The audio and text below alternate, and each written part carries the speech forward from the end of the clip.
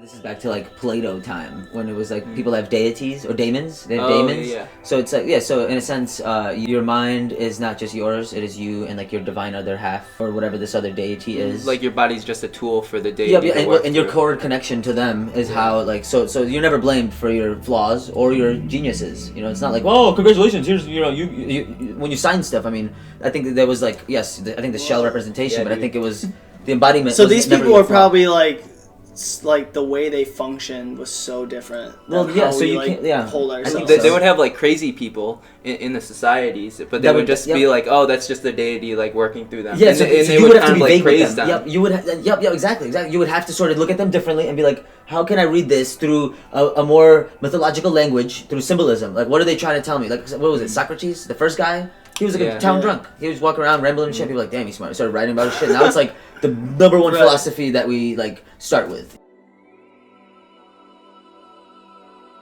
5, 4, 3, 2, 1, 0. Yo, what's up? This is Boho Hobo, and we welcome you all back to Bindlism, a philosophy to a self-sufficient lifestyle. The purpose of Bindlism is to unlock authentic perspective as we create a community of like-minded individuals who are living a self-sufficient lifestyle. A self-sufficient lifestyle is one in which a human being is activating their self-awareness to curate an authentic life that keeps them sustained mentally, emotionally, and physically in their adventure towards self-fulfillment. Boho Hobo's mission is to support a community that fosters this culture. We will be interviewing a diverse group of people, including artists, creatives, entrepreneurs, and independent thinkers to make this happen. Please join us in this journey as we explore the world and broaden our horizons with discoveries of new perspective. Thank you to everyone who is taking the time to stop by on your journey to give us a listen. We hope you enjoy, and as always, explore endlessly. So what do you want to do?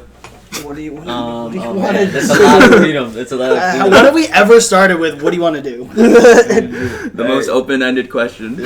Alright, so we're gonna You lead us through our podcast. Okay, cool. Yeah, welcome to Yegor's podcast. Cool. So wait. Hold up. You got something written out? No, yeah, like I just I got some weird poems I think I wrote. Let's start with that. A monologue. Poem. Yeah. No, I'm thinking. All right. I'm gonna start. All right, Freestyle rap. Let's go. what's going on, everyone? We're here for episode 48 with the boy Yegor. Yeah, that was great. That was actually probably like the best intro. Yeah, you gotta have like Overlay. Yeah. We're here with Yegor. This is our second, third podcast with a Gear Factory inhabitant during this coronavirus. Yegor, if you want, just tell everyone your name, like who you are, what you do, and then we can kind of get into it from there. Oh yeah. I guess my full name is Yegor Mikushkin, which is kind of cool. Sounds like a KGB agent or something. Yeah. Top secret accent. Yeah. But no, it's the Russian language is interesting. Languages are cool. How many languages can you speak? Just the two. I mean, I guess music and art are kind of linguistic. Mythology, symbolism. I feel like most people don't even acknowledge that when you say language. That's cool. It's a form of communication. Yeah. I guess Alan Watts was saying that, like, I think like rocks, right? He was saying like something about rocks that because you tap it, you hear the tap. Some of them might tap differently. That's a form of communication. It tells you something about itself, communicates some idea, some information. So that's you could tell so that's a basic way to say what's alive, what has like if it's smart or intelligent. Like it's a basic form of communication, but technically every form of communication is like a level of frequency. Mm-hmm. Like colors on a spectrum, noises. Yeah, and also I mean, and I guess the definition of crystal structures or was something about like the molecular structure. Yeah, they're very obedient in the form. So like it becomes like because the molecular structure or just the like how the atomic structure is, whether it's like, I mean, because how the bonds are is how the crystal looks, how the formations of like where the edges are. So it like mimics, it reflects the macro micro. I think it's the only part where they reflect, like the only dimension, like, or like the thing where like, because we're always trying to relate the macro to the micro, like the big world, small world, like you know, because physics are so weird out there. So it's like a perfect like It's equilibrium of the two. It's like it's like the only like particle. It's like where particle physics kind of like there's a lot of proof and like look particle physics. There's a theory whether we like have the microscopes yet or not to look at it. Like you know, it's not, we look at it different kinds of ways. So is that why there's such like a big interest in crystals for people? Like that they kind of they're like on their own frequency. This like. Well, so I mean, there's two anomalies, or in a sense, like they show us what the basic particles or elements that the universe is made of, or at least the Earth, because they're like frozen Earth fart bubbles where like there was this superheated air and it was very that because from the high temperature and pressure, like the maximum heat it hit, what was in it, and when it cooled, and how long it cooled for, will make it certain colors. You know, like amethyst, citrine, the natural like. So you could always heat one up and make it into the other. Oh, I think shit. it's amethyst to citrine, or vice versa. Oh, right. Because one is that it got to a higher point of heat. What's the physics law where it's like all matter cannot be created nor destroyed? Yeah. So it's all just like it's all transfer of recycled. energies. Yeah. Yep. And eventually, like when you have what's happening inside the Earth, you know, like at least, you know, again, it's all simulation and theory because you know we can't go all the way down there and like look at certain pools of magma and lava and whatever. But when things get super dense, whether it's inside of old dying stars, the crust, like you know, their crust, whatever that they're, because like you know the, they swell up and they start having a different reaction rather than helium hydrogen. So you know they keep growing in amount of electrons. So they you know that's but in the Earth whether you just have like some molten core and you have like liquid oceans of certain metals, they'd be pretty ordered to be like because they'd be at different densities. You know like liquid nickel and then the different metals they'd just be chilling at different places. So eventually, when those things, like whatever for whatever reason, were swirling around other layers, they got trapped in a bubble and flew away into like you know another part of the mantle, and then later like gas got trapped, and then that got in higher until it became like something that a mountain somebody opened up. But the cool thing is because like they also have a color resonance, and it's such a really nice something about the human eye and the way that we receive color and stuff is really cool because. Like they don't have shit to do in the Earth. They come from the darkness. They're kind of like seeds. So it's like it's up to us to shine light through them, to understand them, to look at them. Yeah, you know, because like most animals probably don't even realize that they exist because they're like hidden beneath the ground. But they have no fucking use for them. They have no use for them. No, but we're like, oh my god. Do they? I don't know. Is there like it might be an island where they like? I mean, it depends what level of crystal. Like certain rocks might be used as tools. Obsidian, I'm sure some animal used it as a blade if it broke near a volcano or wherever it was dug up. Or something. Like, this is sharp. Yeah. So I mean, there's just because they use rocks to like what is it? Egyptian vultures. They use whatever rocks around them to break eggs open because their beaks can't do it. So like you know, I mean, otters use rocks to break crabs open. I don't know what fucking rocks on their shore. That's so cool. You know, so if there's somebody drops some tourmaline there, sure, they use quartz or tourmaline to throw it at their crab. Yeah. But Yeah. There's a lot of like sociological impact too. Of just like depending on where you're located on the Earth. It's going to reflect in the culture itself, like anthropological standpoint. Yeah. Well, but I think it's, I wish it was for the better of like, you know, the culture or something. Because I mean, sure, there might be some history, but usually it's extorted. To this day, like cobalt, whatever you're trying to get out, it's like for computer chips, like there's people losing arms, there's just like how, I mean, it's always been happening in some form, and it's still happening. Kids, like really young kids working. Shit like that. Yep. So it's like, I wish it was like, oh, like, you know, they put they honor it, but like the old flags, like the old Soviet flags, they had like each, like when they separated, or the original countries that these, you know, whatever was the conglomerate. So they all have like different crops on the flag. There's a language in the layout, the design. Everyone has like the emblem and surrounded by whatever crop they sell, they grow. So like, I mean, I don't know if they showed like pipelines of oil but that would have been a mass, like that would have been a cash crop for whatever their land was. But mostly it was like what crops or what did they sell. Some of them was like barley, some was wheat. In a sense, wait, I forgot where I was going with that. Like, I don't know, something about like the different countries, cultural impacts. Yeah. So gemstones, like they don't put that shit on. Like, I mean, that'd be cool. A cool way internationally to like have a flag that showed like what do we extort from places because there's no fair trade. Some of the fair trade's so low. Like some places might have like a coffee logo or something. because that's like something that like now there's heritage. There's like but those family businesses. I don't know how many of them are still run by like the people who own that land. Because at some point, some European person came there and took over. Because it's like islands just don't get away with shit. Like people in the mountains might get away with shit. Like to hold history. Because like, it could always weep. Because like once you're on an island, you're surrounded. There's like you know the climate works faster. I feel like there's like all like how many native tribes still have a presence amongst the shores of the coast? You're telling me that there's no native tribes are living at the shores? They got wiped over and erased so quick. Yeah. And there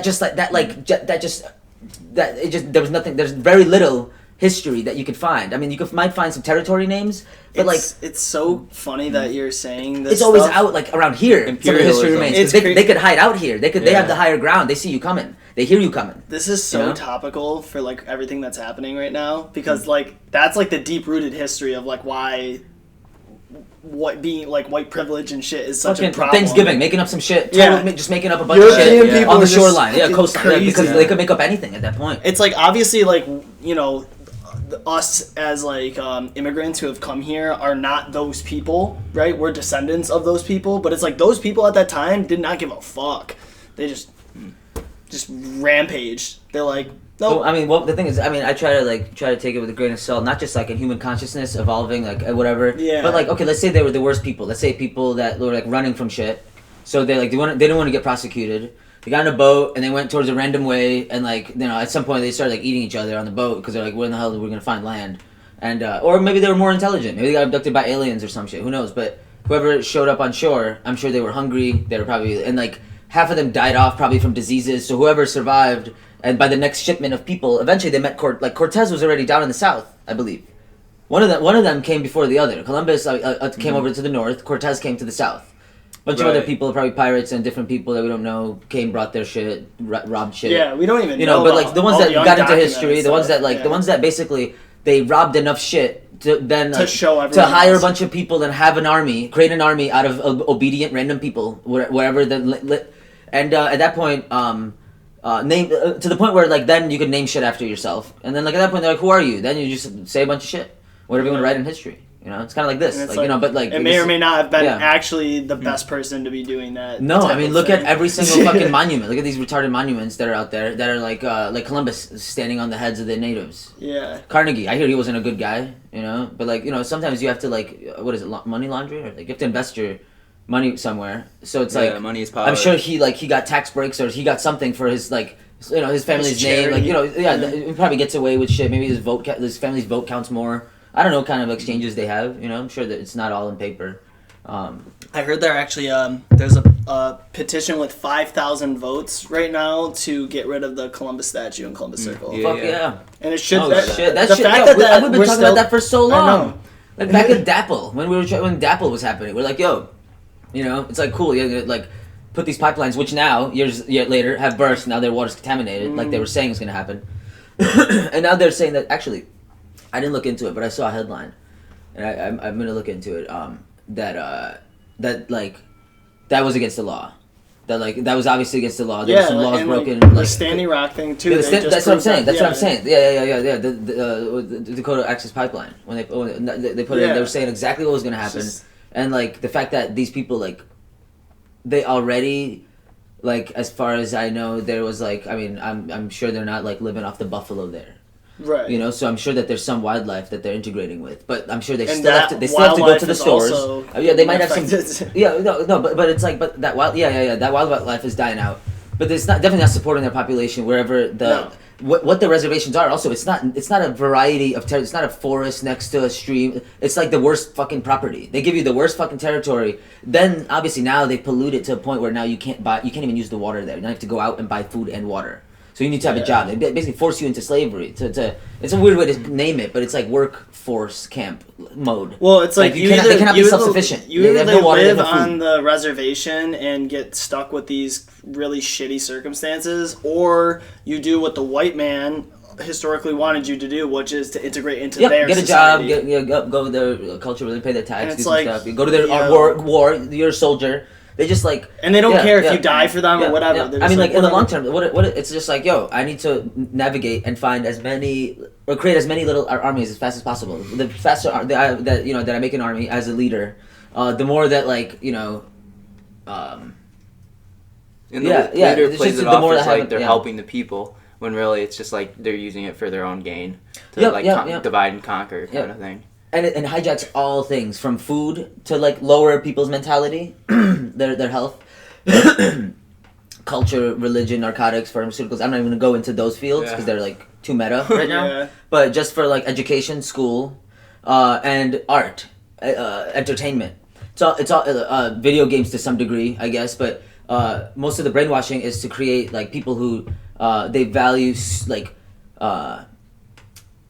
I guess it's not. It's even just about like the violence and stuff. It's not so much the prevalence of weapons and war, stuff like that. It's just distractions from the actual wars, you know. Right. And then also when people It makes say, it it dehumanizes it. Yep. And I think a lot of too, like, 'cause, I mean, what we're seeing now with the like, the riots, whoever's causing stuff. Yeah, okay, there's damage being done, but like to send military and not just martial law. I understand, cool. Let's have a curfew. Let's just make sure the streets are clean at night. Scary, it might be children walking out there or something. Yeah. But in that sense, yeah, everyone's home. Just be safe because there might be these vandals supposedly. But like to start shooting public and like to do this kind of stuff. It just like it really reminds you of like how much we never really accepted as a country, like what we've been doing in other countries. We've taken this energy of just brainwash, oath taking like military people, and just sending them out into public places and like whatever.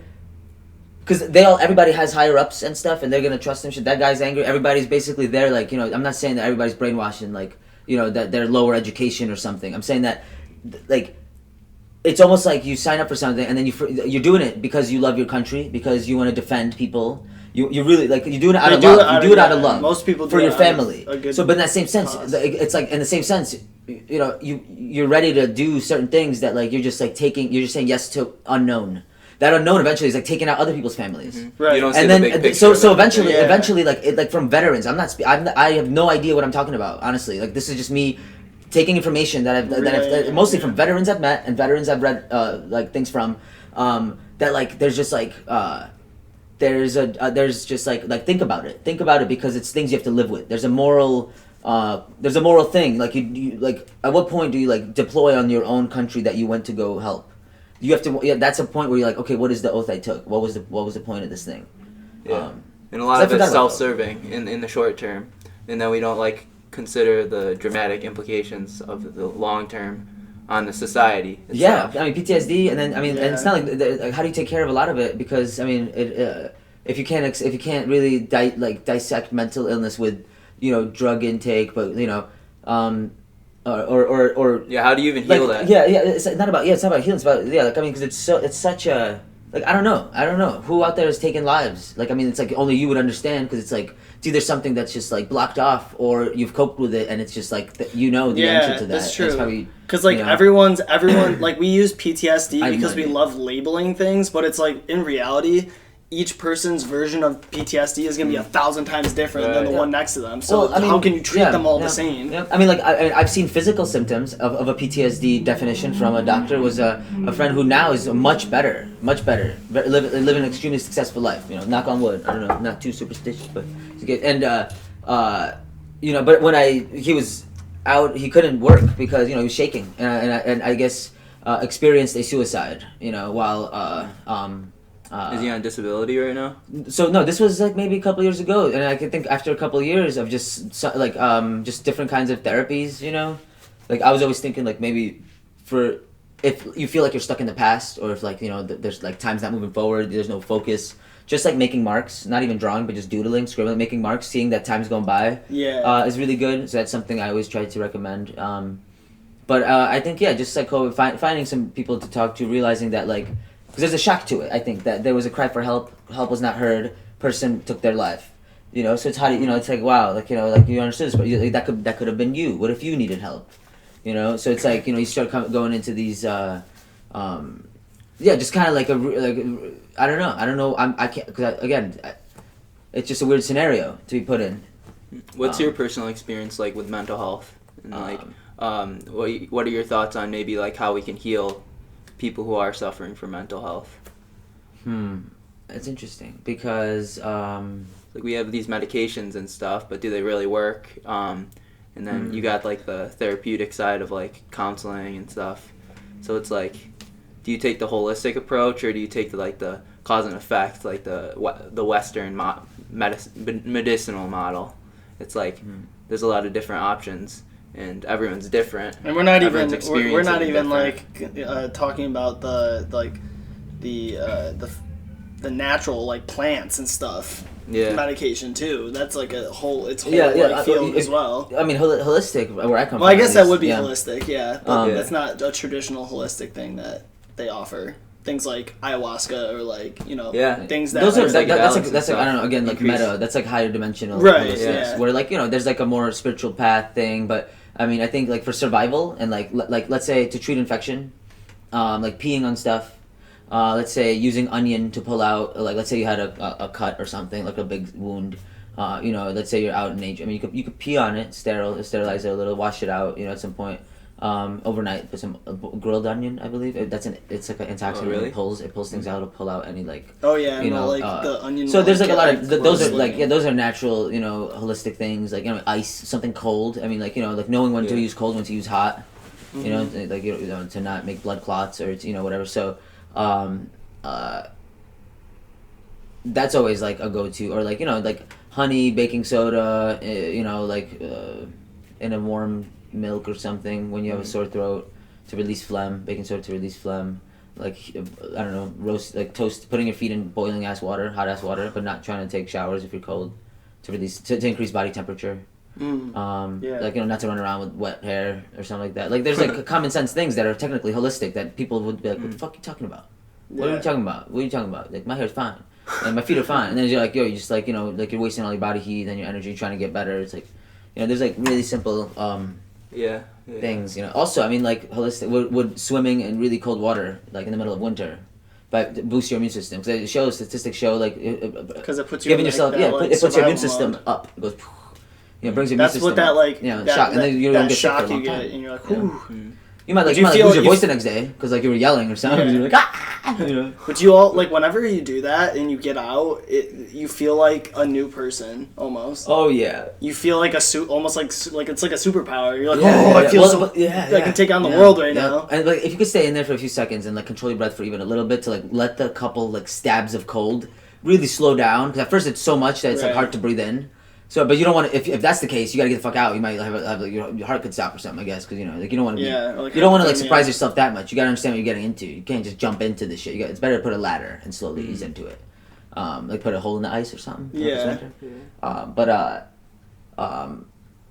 I did watch a video about that, and I do want to bring it back to like what you were talking about with mental health. But with like cold water, if you fall in or whatever, because your body like freaks out at first, that you have to like literally like internally calm down, and then you wait a second until so the guy was just had his arms like on top of the ice, but his whole body was underneath. And he's like, you get like these stabs of pain and stuff for like the first like minute, and then like after that it just like subsides and your body like regulates to the temperature, and then from there you're It's like hypothermia. And so like to get out of ice, like if you were like stuck, You can't. you have to like literally calm your body down so that the temperature of the water doesn't affect you anymore, or not as much, and then you literally have to like slowly like lean forward and your body like starts to float up, and then you can like surface onto the ice. But it's like people don't realize that you have to like have like mental control to I mean, definitely. well, it's muscle. And that's it too. Like people aren't like our model of like how we heal from things doesn't require like discipline, because we have like the here's a pill for it. This is how you deal with it. It's always instant. It's not like the internal of like maybe the Eastern practice where they talk about these things like mindfulness a little bit more and meditation, whereas like the Western side is just like, oh, here you have a problem, here's a quick fix. It's always like more of the materialistic kind of like ideology. They do take like I don't know if it's like I mean there's a simpler science to I understand taking like blood pressure, like to check in your blood pressure before they evaluate you for stuff, Right. just see where your levels are at and stuff like that, because like part of what you're feeling might not be a side effect from the drug. It's because, let's say, now you have high blood pressure from your diet or something. Or some other heart issue. Right. So yeah, there are ways that they could then, like, like very cheap ways through assumption, then get to other things about what's wrong with you if you're having some weird effect. But simply, like, let's say you are having anxiety or any kind of, like, negative perspective on life, I guess. Or illness. Yeah, illness. I mean, like, you could. I mean, it's all about finding the breath. Really, it's like like, so whether if you're drowning and shit, like, because your heart's a muscle, so are like your muscles. Like, what happens when you go into cold water? Your muscles start tensing up and stuff. So, like, basically, like, your body's kind of figuring out, how do I adjust to this weird anomaly right now? So. And then same thing could be applied with like mental illness. It's like an anomaly, like you're saying, like it's convulsing or something. Well, and it's like figuring out how to like calm yourself down, like you would if you were like in freezing water, kind of thing. Interesting. Yeah. No, it's interesting. So, but a more Eastern approach to how the mind would function, I would say, like, at least from like Tao or Alan Watts's like Zen kind of like philosophy, would be like that. That it's like. It's not like these parts of a computer that are communicating stuff, like talking more about the spiritual. Well, no, because I mean, I guess there's parts of it where the mind was the heart, but I think that's more like Indian philosophy stuff, so or something like that. But hold on, I'm forgetting stuff that I'm saying, but it's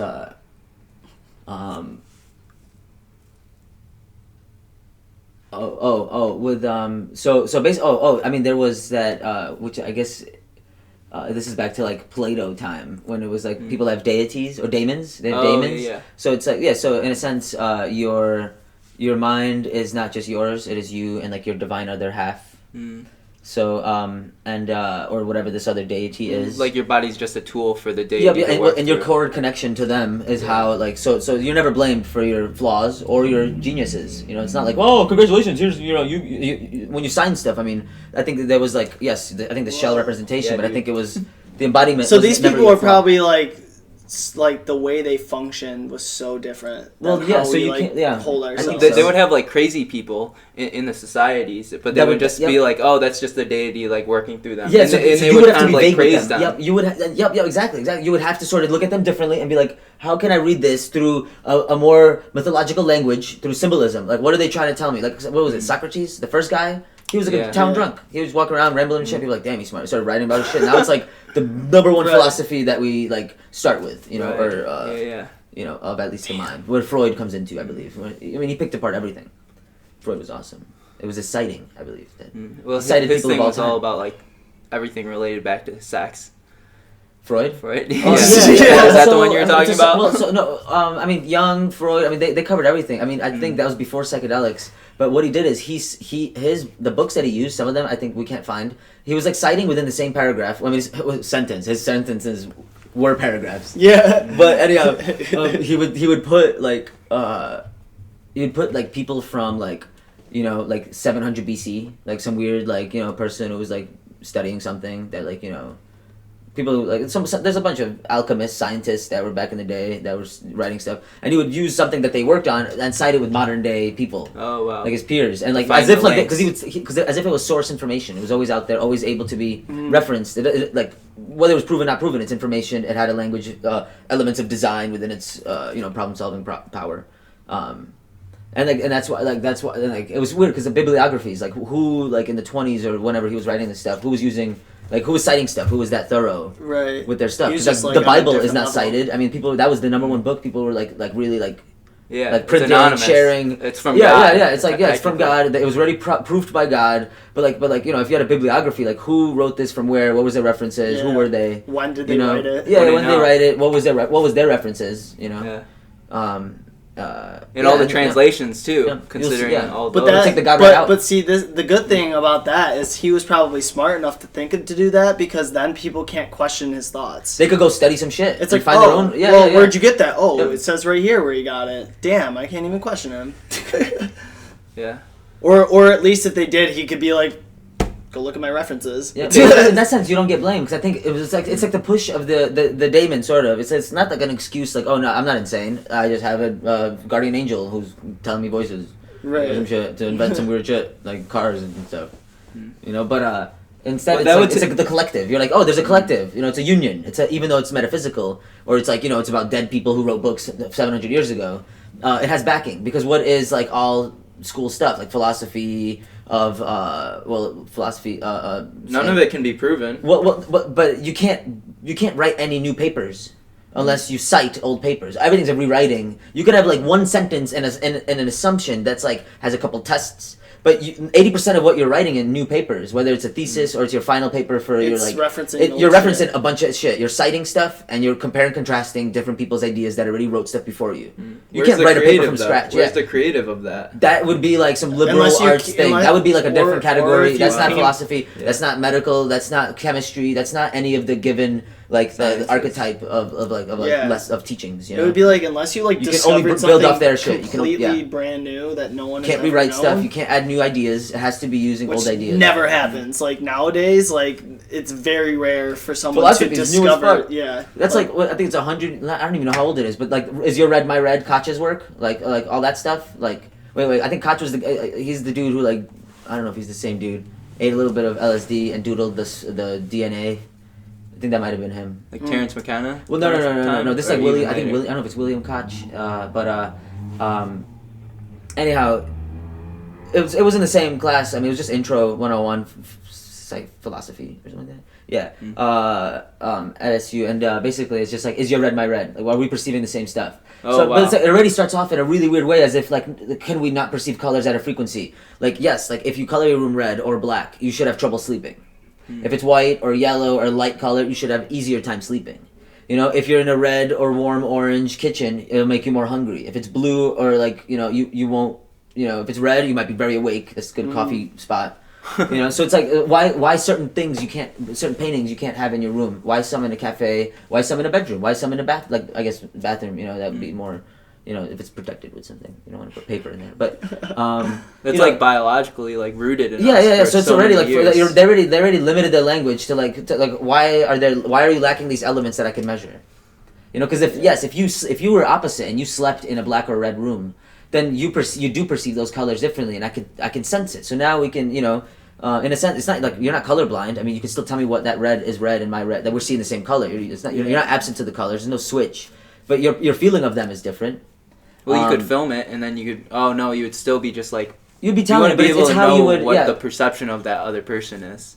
Yeah, but it would be cool then, like not to outcast them or segregate them, but just to study how else are their like what other characteristics do they have about, let's say, are there like, and you can make it very vague, like would they like to go skateboarding or skydiving, or would they like to go like swimming, or do they like beaches, or do they like forests more? Just do they like pasta? Do they like the white sauce with mushrooms in it instead? Like, you know, what's their favorite fruits, vegetables? Like, I don't know, just what's their sleeping habits?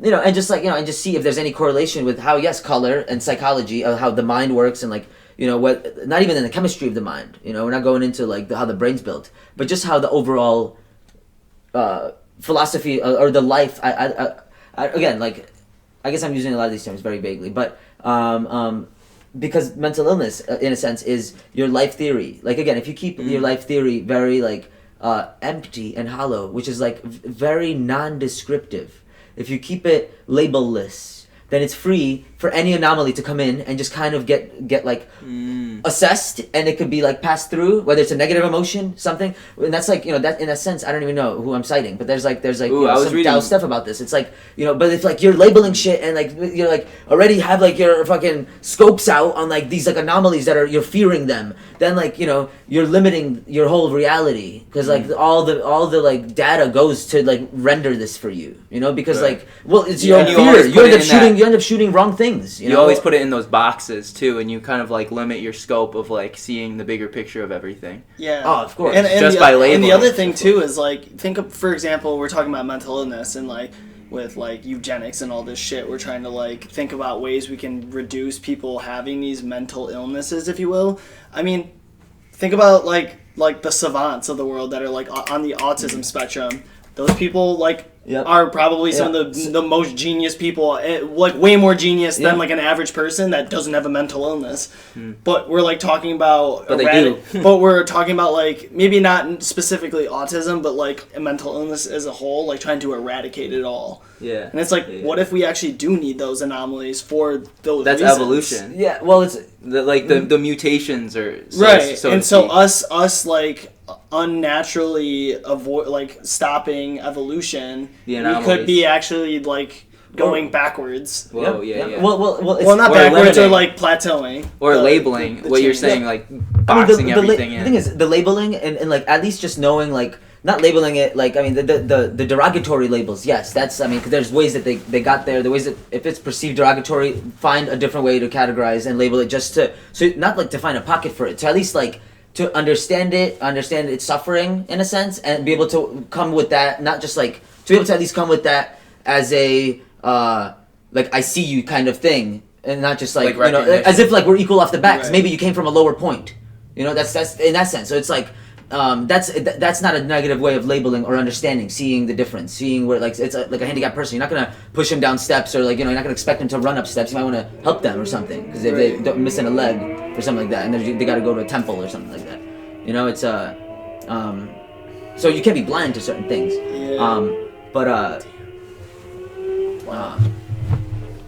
Wow, I gotta say, we started off real strong here with just.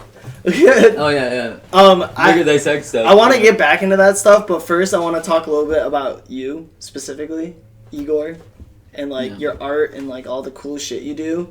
Why don't you talk a little bit about like your job and what you do with that, and kind of like some influences and like, I don't know, stuff you've done in that world.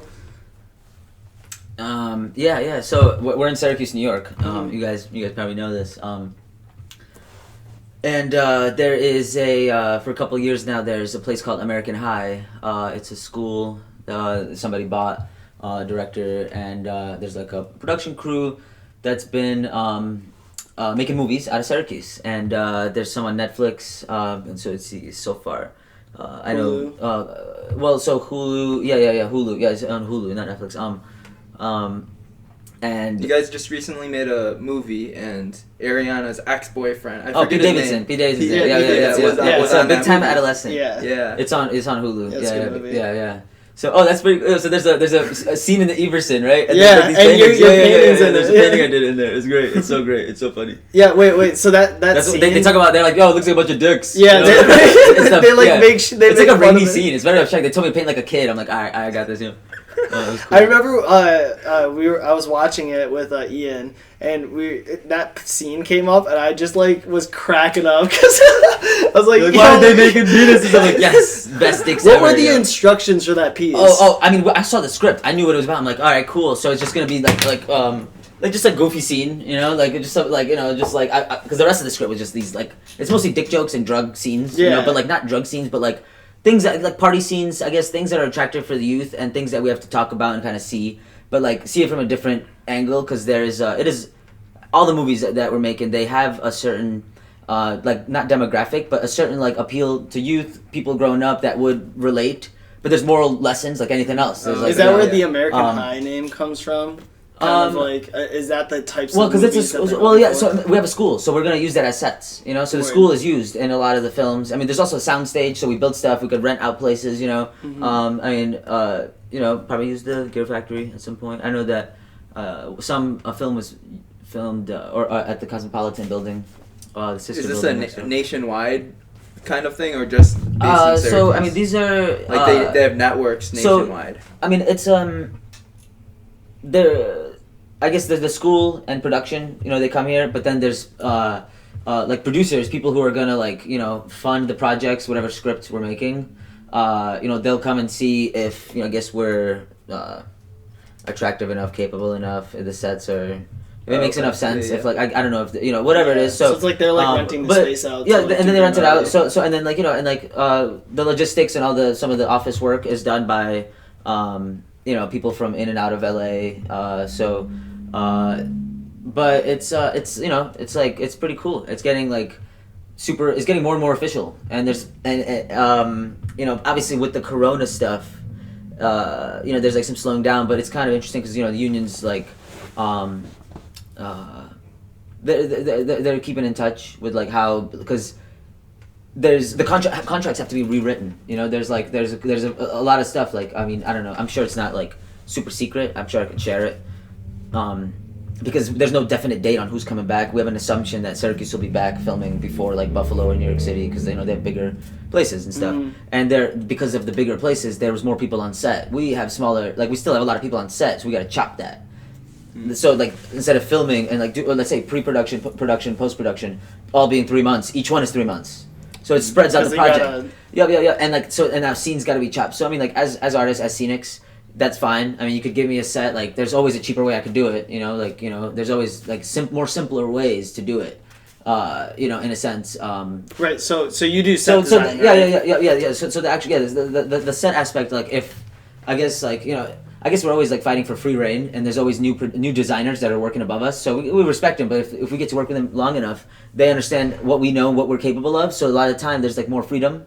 That's nice. You know, so, or sometimes off the bat they're like, all right, wow, cool, like either they see portfolio or they just see what you're doing, so they're like I mean, you could More give trust. me a poem, like I could like not so much work off the script, but I like you know, director's perspective on stuff. So like if, you know, if we gather, if they discuss, this is what the scene's about, you know, they're in it, they're expressing it, you know, many of the cogs of the whole gear of the system, like, you know, they're, you know, just what is the atmosphere we're making, you know, what is this atmosphere, you know, how long is the process like that? Because I'm sure you have to make a lot of different It's quick. sets. It's all departments chopped up, but you know, it's just you know, at first it's just, yeah. I mean, like it all happens back to back. So that's the trick now, is how to separate that. Because like sets need to be like not sterilized, but they have to sit for a bit before people could dress it. And then I'm thinking, who's on set? Who's gonna be there, like changing things like on the spot that aren't like right up to par yet? Like moving little objects, like touching things up. Like, are they gonna live in the studio so they don't go out and get like, or they have to get tested every day? Oh, like, true. So it's like, you know, those are the things that have to get deciphered right now.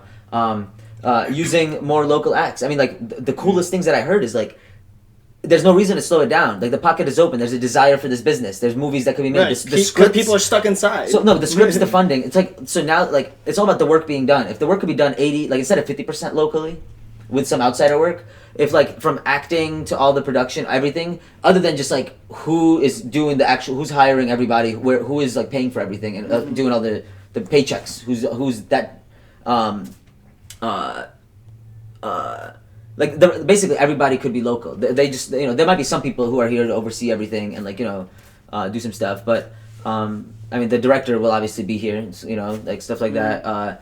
But anything that could be done locally will and should be pushed to be done locally. So just less people from outer state coming in. Right. You know, and then I think at a certain cap, if we're like, wow, look, we could do this with like very little, like literally 10% people coming in, no reason to not reopen, and like less, like, you know, and yeah. So you know, yeah, exactly. That's definitely like a challenge, a very big challenge. Acting, actresses. So one thing. So scripts not being rewritten, because we go through many versions of script rewriting almost every week. We're always like chop. So part of it, that's like, honestly, not to blow some bubbles, but it's like part of that makes it unsafe, and it's not just like nothing I've seen here. I've read things countrywide that, you know, through the you know, just the desire to, whether there's increases financially in some departments to kind of disbalance certain things.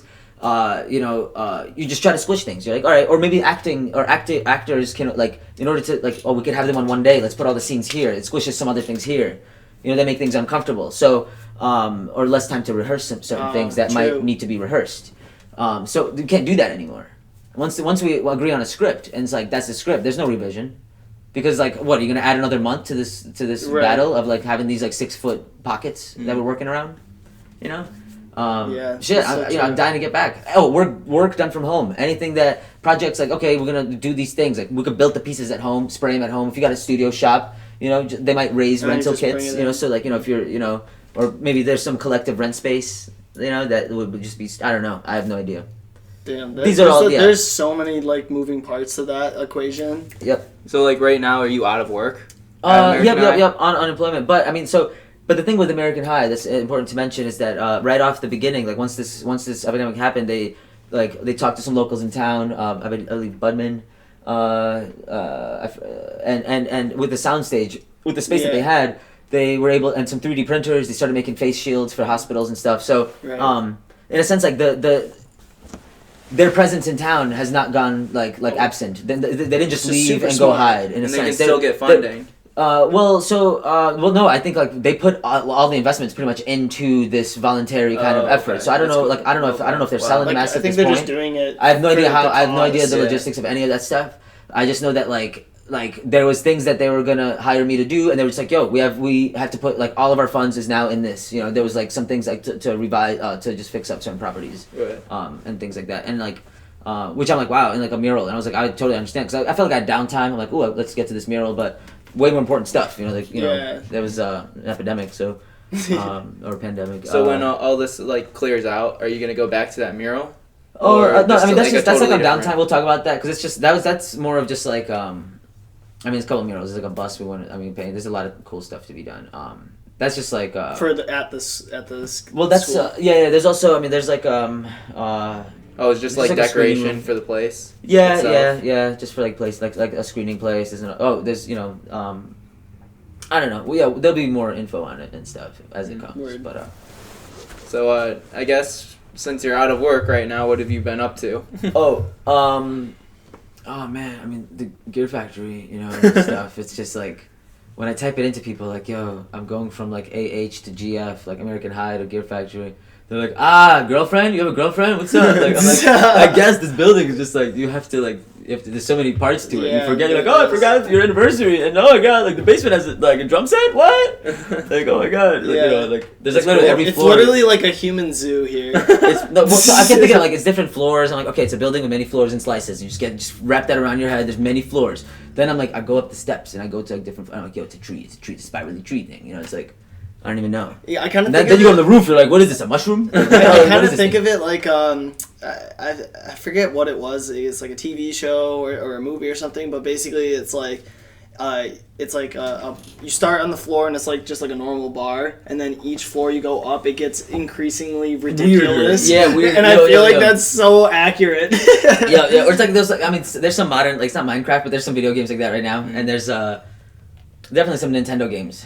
That are, I don't know if that's what you're talking about, but there's the like, levels. No, it was Kung Fu Panda or something like that, where he has to like battle the different bosses and he like goes up the fucking tower. I've seen movies where they have like a party at like an apartment complex, and then each like level is like increased difficulty of like trying to get in to the crowd of it, kind of thing. I do want to touch base on the like mental, I guess, health, or like. Because for a while, like, as using art for like just to like as a place to think, as a safe zone, as a sacred space, that a book that I could take with me, like a temple, a home, a safe place that I could take with me places.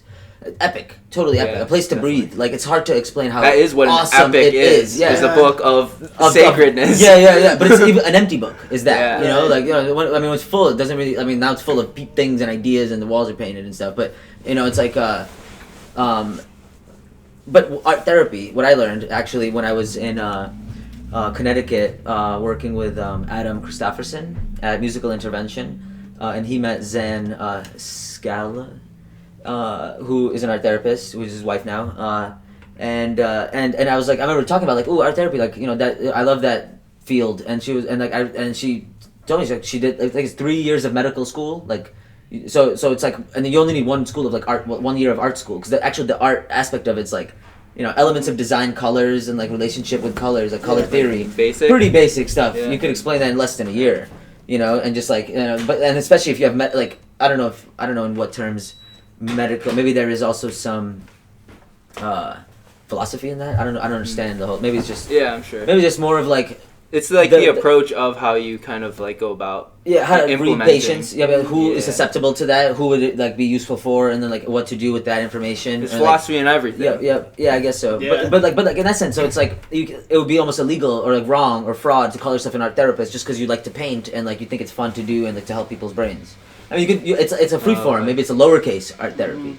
But art therapist is actually like it's like a term. You have to have like a license. It's like a licensed term, sort of, you know, which is it's interesting. It's really interesting because So have you done art therapy? Like I've seen it done. Like I've seen it. So I mean, in a sense, you know what works if you have felt positive from piece of art or music. You're like, that felt good. I enjoyed that music or that art. So is that ideally like what it is? So, but do you know why that worked? Do you know why one day that did make you feel good? Why the next day something else made you feel good? So those kinds of questions, and to be able to control the parameters and factors, not just throw everything at everyone, right? Or every drug at everyone. What's gonna work for there's who. different things work on different people differently, not just from what else they're taking, and but, also but, you know, maybe from what they see colors as. Maybe it goes back to the initial color test. You know, and to kind of point out is the objective of overcoming mental health illness always to feel good. And I think we kind of get that wrong too. It's like, are you trying to learn? Are you trying to grow? Woo! I mean, so in that sense, when you look at the world, you look at the suffering, the hunger, the torture, the wars, you know, and I mean the pandemic right now, and like obviously there's some concern, there's some like, you know, like there's just like a fear for life or a fear for, you know, getting sick. Mm-hmm. But overall, there's like, I mean, like, but there's like, you know, the numbers show that like there's a lot of death and like. Just that is ignored. The hunger around the world, people just dying from hunger. It's like this is probably like, not. This isn't even close to being it shows how arrogant and ignorant the general population is to not just. I'm not saying that like all the news are fake and there's no corona. I'm not saying that. I'm just saying that like if you really want to like be aware of shit, the anxiety is important. Anxiety means it means that you're waking up. I mean, if it's making you go and like get weapons and go angry like out there and like hit your head. Yeah, there's an issue, you know? Right. But happiness is like the pursuit of happiness, like the pursuit of like freaking PTSD. Yeah, like where I'm like, oh shit, a bomb's going off? Yeah, the pursuit of that, cool. But like happiness,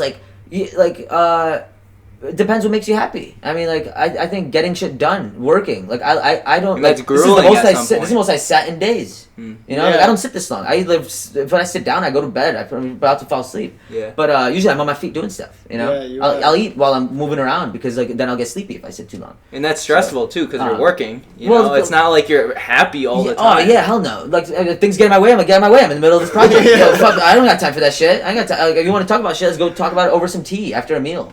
You know, so it's like there's time and place for everything. But and that's the illusion. It's like we just try to mask shit. We try to be like, oh, there's no problem out there. There's no war. We're not killing random people all the time. Right. You know, pay your taxes. We'll just buy more bullets for us. You know, like to do that again. Until it's too late. Or they'll just do it behind closed doors and not let you even know about it. Yeah, we won't. Yeah, instead of fixing roads, we'll go and shoot people. Like you know, so we're not hitting the root cause of the issues too. We're just like masking it with band-aids to like.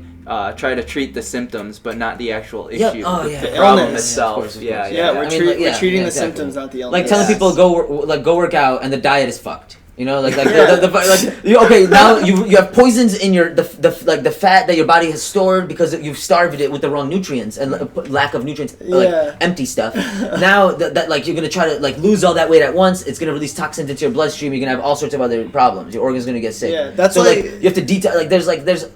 Like losing weight's one of the most dangerous things, I think, because of how toxins are stored in fat. Lose too much too fast, you're gonna get sick. Yeah, I mean that's like someone like having cancer or something, and one of the symptoms could be like you get like hot flashes or something, and they treat just the hot flashes. And the fact that you literally have cancer. Take some painkillers. I mean that's kind of like what's going on now. To like bring it back to like. Kind of relevant thing for anyone who's listening in like when this comes out. Like I feel like a lot of the issues that are going on are just symptoms of a greater issue, and we're not treating that issue. We're just like, oh, we'll just fix racism, or we'll fix police brutality. It's so deep. It's just it's a super level of understanding. So big. What's really important? What's really really really important, and why I love mythology of just like what are the oldest stories, and like who can I get locally or most connected to that heritage from, even if it's like, let's say it's split up and it's changed and like mutated, how can I get all of those pieces and try to get an image of what was the definition of this old story, this old thing. And there are people who have like a very a really ancient view on the history of the people, just like the people of colored skin. the pharaohs. I mean, the Egyptians. Yeah. Like, so why do we not know of things before that? Because like there was a point they where had slaves too. Well, that's the thing. But they started. So whether they were enslaving their own people, how it worked, or whether they were just given jobs. I mean, the actual way. I mean, there was empires, and yes, there was. Like conquer. So in a sense, it's more. It's more of that like. The rule, almost like the not the tribal world, because there was also empire stuff, but it was mixed with it's, I mean, that's the thing, it's really hard to tell what were their minds like, what was their motive, for a lot of the ways that they functioned. But we know that like white people were not ruling at that point. There was like either they were just not around, the race was the mutation, the albino mutation, whatever it was that appeared as this Indo-European race.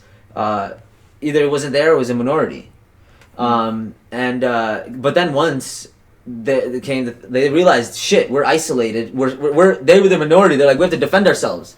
So they pretty much like, I don't know if at this point they had firepower. They still had swords or something like that. Yeah. But they went around killing tribal people. Like, I mean, there was like all the tribes got like slaughtered by European people or some Indo-European people. Right. I mean, yes, there was other cultures, like some from the mainlands or some Mongolian races or people who were also like going and doing some pillaging and stuff like that. But I think they just were outdoors people who lived on, like they're more they were still very tribal in their like animal, because they were living in nature. Yeah, it wasn't. So they're a little more different. I think, like in a sense, we actually have a person of Mongolian descent living with us here. I'd love to chat with him more. Mila's dude. Oh, Zobo. Yeah, Zobo. Yeah. And so it's like he's like, I'm from Kazakhstan, current day Kazakhstan. At least my where I was born. I mean, we were staying there when I was born, my dad and his people were there. But very close lands. But like even the Kazakh people of my own land, I don't know that language. So I'm a Russian living in that. So it's like because like it's so interesting how. Yes, there are like cultural heritage roots of many different places. Here, it's like in America at least, they're so not just like erased.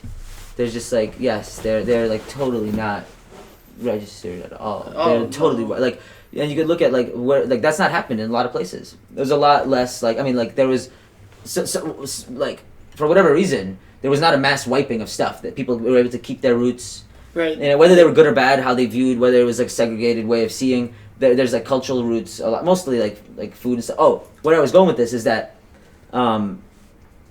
you can tell the age of or the amount of history that a land or a culture has, not by how many relics are left behind. Because like, what if they lived in a simpler, more biodegradable fashion?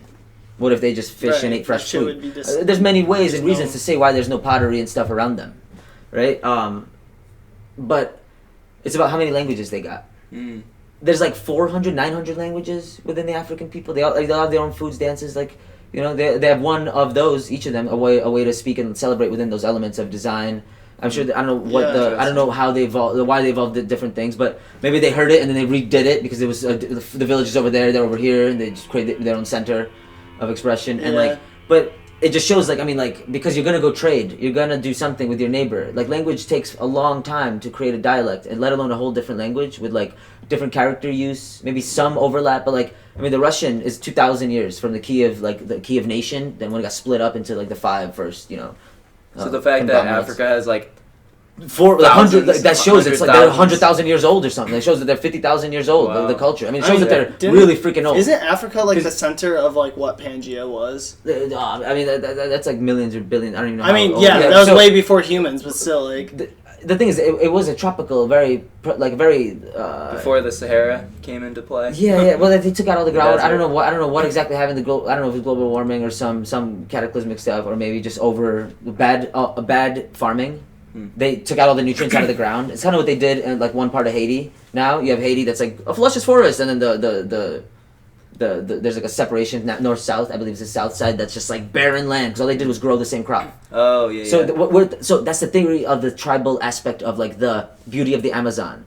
Why a single freaking acre of Amazon, you cannot put a price on that, because that was like a million years or like hundred thousands of years of purposeful planting. Supposedly, there's a belief in the theory That the Amazon was that planted. there was chiefs and smart ass people that were walking around. They knew plants, and they went and they purposely put them in that area to create like a bio-eco thing that was good for the earth. It was like basically that it would be like just a self-sustaining environment that would like not only like support certain ecosystems. And it brought them to certain places. Then they later evolved, like became like these tropical ecosystems with these giant bugs, giant animal versions of other bugs from other places. What if it's not like an actual man? It's just Mother Nature doing its So genius. but here, if you go through the stories of like how did they know about a lot of this stuff? They knew enough about plants to put together two of them and create ayahuasca. Like one that takes the MEOI takes an hour to kick in, or it takes an hour. Yeah, and there's millions of plants out there. Like, how do they know these there are two? some. I mean, according with Terence McKenna's studies of botany with different tribes, there's some that there's some tribes that had many like different plants with different levels of alkaloids of psychedelics in them. So some they just didn't find. Majority of them they did not find. But there was at least if they were around. They found them, at least one of them, and they used it to like get closer to like a higher power. But no. Let me. I don't want to get stuck on the higher power. It was for them to get closer to the unity of themselves. It would always bring them right back to the tribe and create. And so, but here's the thing. Terrence mentioned too is that there are tribes that did not have psychedelics. There was just the environment didn't provide a single psychedelic alkaloid. They killed each other off. Nope. They instead used methods of starving and dancing around fires for days, exhausting themselves, dehydration. They would hit like the same fasting. point. Yeah. This is where does this show up again in the future? So these tribe mindsets, philosophies bring society with them, right? Because they're like the far out mystic, right? So eventually, one says, I'm gonna do Buddhist type of behavior. It becomes the Buddhist where it takes many lifetimes to bring wisdom. They don't take shortcuts. They don't want to leave a footprint. It's really like because they never took from the earth. They never took the knowledge. So there's not this like reason to integrate. The other one, it does play with it. It's like there's more interaction. It might be like further expanse with using substances. Maybe I don't know. Maybe at some point medieval times bloodletting, self mutilation. Because there's like now it's looked as like you got to go to a psych ward. That's weird. But like in certain settings, there's many. So you're saying religious people through history who would like mutilate themselves for God to be like, please sorry for our sins, and they'd like, whip themselves or some shit. Where do you think we're headed towards? Do you think we're getting like more materialistic or like worldly, and less so like the mythological and spiritual was? I mean, I think that would be. We need to get back to nature. I mean, understanding nature. And we kind of are. I think we're like reintegrating. I wonder if Slowly. Granted, the pandemic is kind of like one of those. We knew it was gonna come, but we didn't know when. But like, I feel like there's someone made a post that like everything that's happening this year is almost like an awakening for the humankind. Like 2020 vision. We're going like our generation didn't really go through like World War II, Vietnam, Korea, like, and we're always like we've been really spoiled for the most part, like that we've been kind of detached from like the real bullshit that's going on in the world, and now all of a sudden we're all having to deal with all of these realizations all at once, and it's like everyone's like going through so much mentally and like physically, and we're just it shows a couple things, and it's things that like people who did come from suffering, like refugees who came from like war-torn lands, like their simplicity in like just like it takes a lot to like to continue without like because you can't tell me like none of them are on medication when they come. They don't go to they don't believe in that shit. Either they're just not here anymore, or they're here. They're just like that's where they are. But in a sense, the general like American population, let alone this is the first time there was the store shelves. Like during Y2K, water maybe went a little bit low. Yeah, out of this the was stores, like dramatic. But this is different. Toilet paper was the first, which is the funny part. People are thinking about like some weird shit, but yeah. Okay, I understand. But okay, like take a shower maybe. I don't know. It's fine. But like this, But to the point where like let's say there's. Like food's not being delivered, like if things just stop being delivered completely, it's like, and like so when riots are about like for resources, like water wars, and like let's say like things just stop working, everything gets turned off, You know, like I mean, then it's like, you know, like yeah, then it's like that's some serious stuff. We don't know about that. Like right now, we're just dealing with like some barrier closed, some rights being removed, but you can still travel within places. You can still do a lot of things. It's not at the far extreme. Like I mean, like there's not everybody. Like people are not randomly getting pulled over for stuff. In some big cities, yes, I mean there's protests and like people are getting out like segregated, but it's because again you have people with this military mind that because they're already heated out there, and they, like again from the cops' perspective, it's kind of terrifying because not defending them because some of the videos I've seen, it's a few people, unmarked cars, like no badges, kidnapping people who are just isolated also. And so it's like 6 guys on like one woman, throwing her in a truck. People are like, where are you taking her? Yeah. So that shit's fucking creepy and that's fucked up. You know, I think a lot of the world's gonna be pissed about that shit.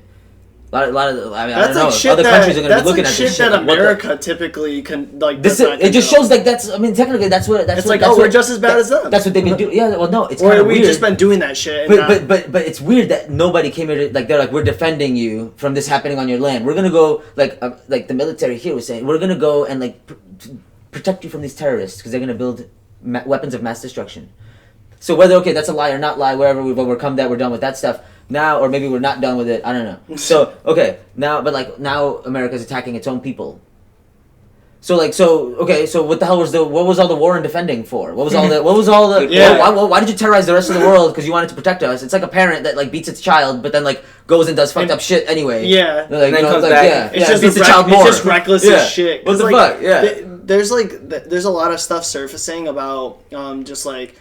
I know, like, defund the police is, like, a thing, but also it's kind of, like, a reflection of our military, too, because there's similar constructs. One's just, out in the world defending, and one's hopefully defending here. Like, maybe not a foreign power coming, but they'll defend you from, like, criminals or whatever, which is, like, such a gray area. Shit.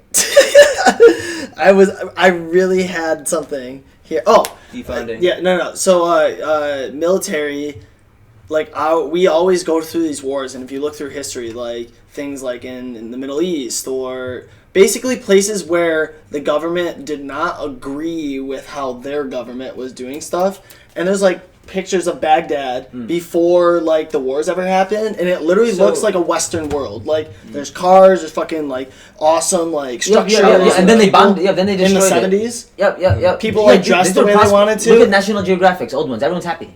And then, like, for some reason, in the last 30 years, there's, like, they don't really go places and take pictures anymore. Literally because America had started to deal with them because of oil. And they started to sell weapons to them and shit, and then they just, like, fight with each other. So aside from them funding, like, the funding of, like, that's giving like weapons to both sides, but, like, because there's also this thing of, like, that's too big of a giveaway. That's a one-way street. So, like, you could look at it and be like, okay, where do these weapons come from? They're American-made weapons. So they don't want to do that. So instead, like, look at the 90s after the Russian, I think, invasion of Afghanistan or something. There was a war where because they had to stop some stuff, but I think maybe at that point too, they were also after some tyrant leader. So it's always like we have to go kill this one guy because he's a terrorist. Like, I'm not saying that if there's one guy who's like got a lot of power and he's fucking shit up, there should be an international league of people that decide, let's go get this guy. Right. But it's always like that's an excuse. So they can so they could go. So they could go in there, start a war, leave their weapons for the people to finish the war, and then we make all the money. But the motive is always it's oil. Or something would we really go there out of kindness? Would we really go and like just help people out of kindness? No, it's always got to be a gain. Like the world is too money oriented, right? Right. Yeah. Like show me one voluntary based main thing like food, water. That's always sold. That's not a right. We don't have rights to those. Those are basic needs. Mm-hmm. Nobody's got a right to those things. That's like a privilege. That's fucked up. Yeah. That's fucked up. I mean, it shouldn't be like that, obviously. You know. So basically, if you look at photos like before 9/11 of like when they were like creating or post a little bit post 9/11 before the invasion occurred and they did start deploying a lot of people there. What kind of weapons do they got? Like all the Taliban and all these supposed terrorists, or these vigilante groups. They got AK-47s. They got Russian-made weapons because of what the Russians left behind. I'm assuming, or they sold it to. I don't know. AK-47s were Russian. Yeah, that's Kalashnikov. Yeah, that's AK-47. Yeah. So, but now what is it like Al Qaeda or what is the current? They all got American tanks, American weapons. They got some gnarly things because it costs way more to ship that back than like because when you ship it there, I mean I'm sure like I don't know how it works. It's just like you ship it all in bulk on one boat, and now it's like it's all in different places. Like and so some of it doesn't work, or like then they fix it. They I'm sure some of the people there they fix it up and we literally go into these places that have. They trade it for dope. I don't know problems. What they do. The thing is like there's usually at least a minute issue that is enough to like trigger the attention of the government to go there. At least initially, like way back when they first like the first time we like went and fucked shit up.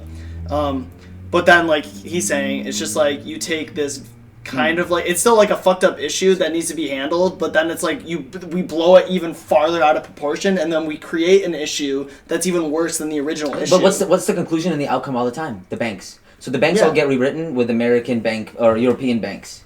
So and like if you look at this is where the main what has been happening. It's like the colonization, but like in the shadows. Yeah. So basically, if the people don't want to like join with the dollar, they don't want to get in with this like so they could give you loans and work with this like Well, I think it's because at that point. Because they want them to be in our market. Yeah. So because then it makes it more powerful. Because I'm sure we can all agree that like the American like stock market is pretty much like the most powerful thing, and like if that shit crashed. Also, I mean like just because also the shadowy work that they do. Now like they could print money out of nowhere at this point. At some point maybe there's some backing. But so in the sense if there's an American bank, like they could provide more power, whether it's an illusion or not. Their currency is believed in. So if you have pretty much are now in the center of a country and people come to you like and they might want to do crazy maybe that they're gonna do some mafia shit. And it's gonna help sabotage their country. So they're like, sure, I'll give you a loan for $100,000. Please narco terrorize your people with like these drugs and we'll import them. Use that money you just loaned from me. Pay me back when you sell some of them. They were so in a sense like the bank is doing its banky stuff, but now it's like you have you have some political play or like social play, medical play within the lives of these places. But it's more but it's overall just like I think it's also I mean there's like it's the ends that they go to because then they create enemies. They create enemies like they have to go take over this place. These people don't want. They're like, oh no, we don't want to go that route. Then they're like, let's take this person out, replace it with a person, a pawn, or somebody who will. The next person will just bribe them. They will sign up with their buck. They will get in there. And I don't know. There's a few places left. And in a sense, it's like if you look at them, it's like that's where the new enemies will come from. Yeah. That's where because in a sense that's where they got to go to put the. Because like I saw something, it was like they were talking like about Muammar Gaddafi, and like yes, was he a shitty dictator? Of course, but the system in which he was dictating was actually like more like progressive than what the current American system is. It just needed a leader that wasn't a militarized mind to like fuck up the people, but like the systems in place, to, like whether it was like healthcare, things like that, it was like rights to the people. And then we went in there, killed them, and like fucked up everything, and now their whole system's just like flipped over its head because we're always like, oh, we want to go teach the world about our democracy, and it's like, dude, our democracy is broken as fuck. Yeah, it is so fucking broken. Bailing like it's mob run, it's mafia run. It's like why would we want every country? I'm surprised this video don't get me killed, bro. If you can't find me after this video, bro, you know what happened. Yo. They took us out. We're just spreading too much truth, yo.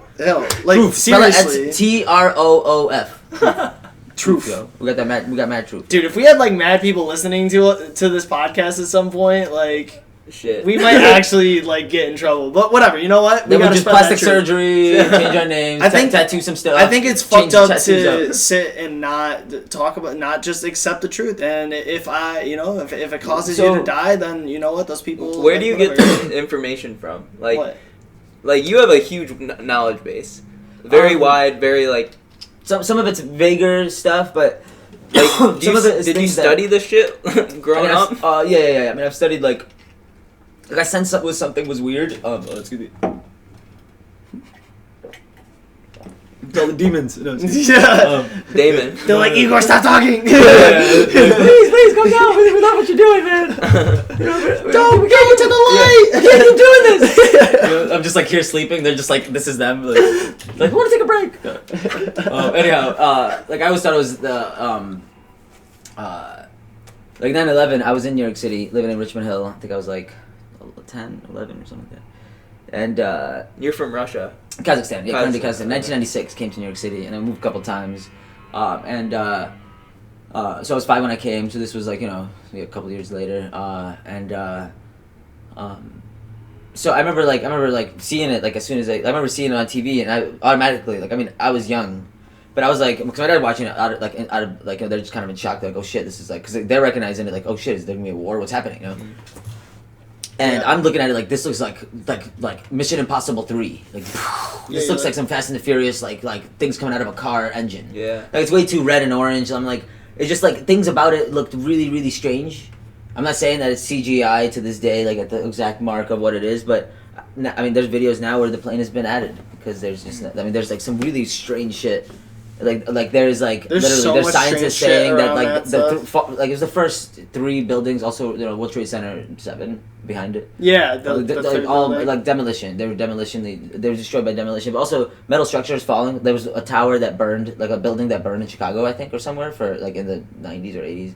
It burned for like 2 days, but it was metal structure inside. Like the skeleton was remained. The skeleton remained. Yeah. And they added new walls. And that so like I even know it was big. Where's the I know 9/11. Some of the skeleton. Someone talked to me about this, and I think yes, conspiracy theories, but this one has a lot of legs to run on. And there's literally like a war tactic where it's like you self-sabotage to basically brainwash the greater good of like To go to war. So basically, which is what happened. So you literally create create an enemy so that you can fuel like an economy, which is like that military economy. Yeah. I mean, maybe to get oil, yes, because we're dependent on it, and it's a good thing to sell, But easy to sell it, The tools are already there. They already had like all the pumps and shit. Mm-hmm.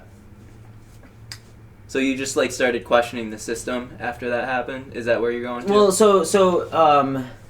but the Patriot Act, that's what I mentioned also. Well, so like what happened from the effects is that people, now you could get like labeled terrorists, you could get taken away without like any lawyer or rights, and like for X amount of time, you might even never come back, without proof for X amount of time.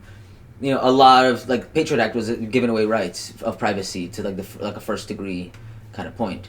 And like so now like internet like reading emails, like getting surveyed at a different level. Also, like, and what they're sneaking into certain bills is also strange, like, because it always comes during emergency times, whether the emergencies are fake or not, or somebody hijacks the emergency. It's kind of like showing up at like a funeral and like being like, yo, lemonade, who wants lemonade, or like trying to like promote CDs at like another person's CD of like, well, actually no, artists are usually pretty chill. They're like, the straight CDs, but it's like like somebody's funeral, going in there and like I don't know, trying to sell some drugs or something. Yeah, it's just out of at a kid's birthday, going to like some kid's like birthday at Chuck E. Cheese and trying to sell drugs to the parents. But like it's fucked up. But like in the real parents, in the real sense, it'll be like very like covert and discreet. So like the majority of the people don't even realize that they're doing it. But like if everyone knew that they cake this into this bill, you'd be like, what? Yeah. Why? Well, yeah. It's always the most controversial stuff. Like I'm surprised, like they're not like they're gonna end up putting like abortion laws and all this stuff and like all these. Or like banning marijuana like taking away those things because like there's but I think there's already their foot into it so much. Yeah, they're excited about the money. They're like, ooh, we should have done this sooner. Yeah, I know. But the thing about 9/11 in general is that like I remember immediately right after that I was like looking at photos and I just was so obsessed with the photos. I'm not kidding. And there's like if you look at some of the first like anomalies. I remember I would just be like 9/11 anomalies. I think that's what I would type in and look up and it'd be like. There'd be like clouds and like demons in the clouds, like outlines of like scary faces within the clouds. And I was like, I don't know, that's just. And then there was like the Pentagon. That was also there was like demons in there, and I'm like, what the fuck? This is like that was always weird. I'm like, it just looks like somebody like sprayed this thing black. Like there's like a corner of the building just like charcoal-y looking.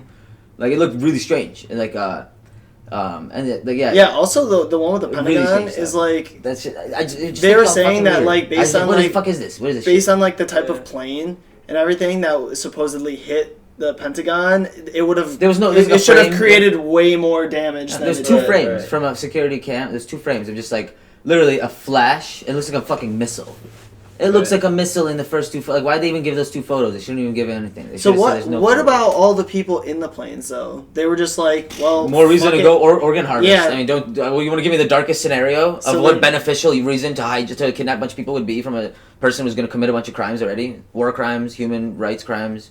You know, like just like if there's an immoral act to get a gain on surveillance, like if there's a, I don't even know how to explain it. It's such a use of power that Well, I a few guess- lives don't really like a few Yeah, lives 'cause, in like, the country, and- moving a whole country forward or back in oppression. And it's crazy because They're not like gonna it care was about a few lives. it was like a couple thousand people were killed on that day, but in the grand scheme of things, like in the population of the United States, they're like, what's a couple thousand? But they changed the laws and cost millions, like of lives to do that. totally change, to get surveyed. Like more people are like hurt from it than were hurt in the initial thing. I believe. I mean, no, I'm not lessening the damage done. Do you think there'll ever be a time that our government, like, so, given that this is actually true, right? Because we can always go off the facts that we can get at, but until like the government actually said X, Y, or Z, like for example, UFOs are real. Yep. And they just said that. So like now we all know. The people that did know for this whole time are like, oh, okay, so now it's true. And is that all surfacing, the old videos? I Or mean, is it dude, you just can from now there's- on? No, I'm just saying like you can see stuff now, but the thing is, until the government actually says, yes, it actually was an inside job. What's No, the- none of us can actually Right. like declare that it was an inside job. 'Cause No we matter don't- how They can't. much proof. They can't do that because then it falls apart, and then there'd be mad uproar, and then we can't trust them. Then they lose all organization order. It would not be suggested by even It's like such a even risky- the opposite side of people who want the truth to be known. Truth should be known, and the people need to be able to all stand up at once, or at least come together in a big enough scale to rewrite stuff and provide a different option They're like- than what's happening. You can't like go and like just kill everybody running a place and take over. We're done with that empire shit. Yeah, because that just yeah. leads to Yeah, even 'cause a worse what, system. What are you gonna rewrite it in your way? It's like now we know you want to kill these people. Like look at America's voice isn't as loud because they're standing on bloody territory. They killed all the natives. So Yeah. and like their churches, you can't believe them because like how are you gonna lead me to like some god if you're not first apologizing for the blood you stand on? How is this temple holy? You know, So fucking true. like they ain't got no roots here. So it's like what is this thing? You know, so it's like. I can't, so I can't trust you off the bat. So it's like, what now? I got to go fight your wars for you? Like I don't know. Shoot yourself. Because there's like a few people that have this like alternative agenda that they want to just like rampage or whatever. It's literally just power. Yeah, it's just somebody a power. higher up offering you more money. That's all it is. Somebody so or threatening your family. I don't know what the fuck you signed up for. That's the thing. I don't know. I'm not gonna play that game. You know? So this all kind of stemmed from me asking you the question of like where your knowledge base came from, and then you delved into like 9/11 stuff. Oh, yeah. So like, what with 9/11, what kind of triggered you to like? I go went up on my this? roof after it happened. When I got home, I Yeah. walked home. A bunch of kids came home that day. Nobody came to pick me up. My parents were just staying at home. They're like, whatever. It was a few blocks. You'll walk. Fuck yeah, gangster. So I get home and my dad's like, yo, I'm looking at the news. I'm like, what? This happened today. What? So he's like, let's go on the roof. Come on, go on the roof. I see this fucking 4-mile smoke cloud going off into space. Like pretty much. Like I'm like, damn. Like there's like Manhattan right there. I see. Could you I'm like, see the build? Like, well, the you could buildings- see like I where mean- the buildings weren't. Yeah, I mean, like, anymore? yeah. I mean, but the thing is, like, you couldn't, like, I don't know if the buildings were still there or not. You couldn't tell because it was just the smoke cloud was that Oh, huge. because once It was there for, like, once 3 more one days. of them, yeah. Yeah. That shit like melted or burning. It was burning for mad long, and that cloud was crazy. That was like it was so big. Like I mean, go look at some photos of that. Or post them right here or something. I mean, it's just like this shit's like I don't know. Like look at other buildings. Like I don't know. I never thought about just checking out that cloud. Like why was it so? It's like crazy dusty too and big? because like It was a big. if you building. think about it in the greater scheme, like for example, planes getting hijacked prior to 9/11, like it's very rare that a plane would get hijacked. But they made it seem like, oh, we need so much security now because we don't want 9/11 to happen again. But it's like, dude, when had that ever happened before? Never. Well, so the Like- buildings, World Trade Center. There was the tank, the bombing in '95, I believe. Oh yeah, or something like in that. Not the in like the Boston, parking garage. Yeah, the parking garage. Yeah. So there was already like some attempt at like doing some damage to it. And there is like some weird.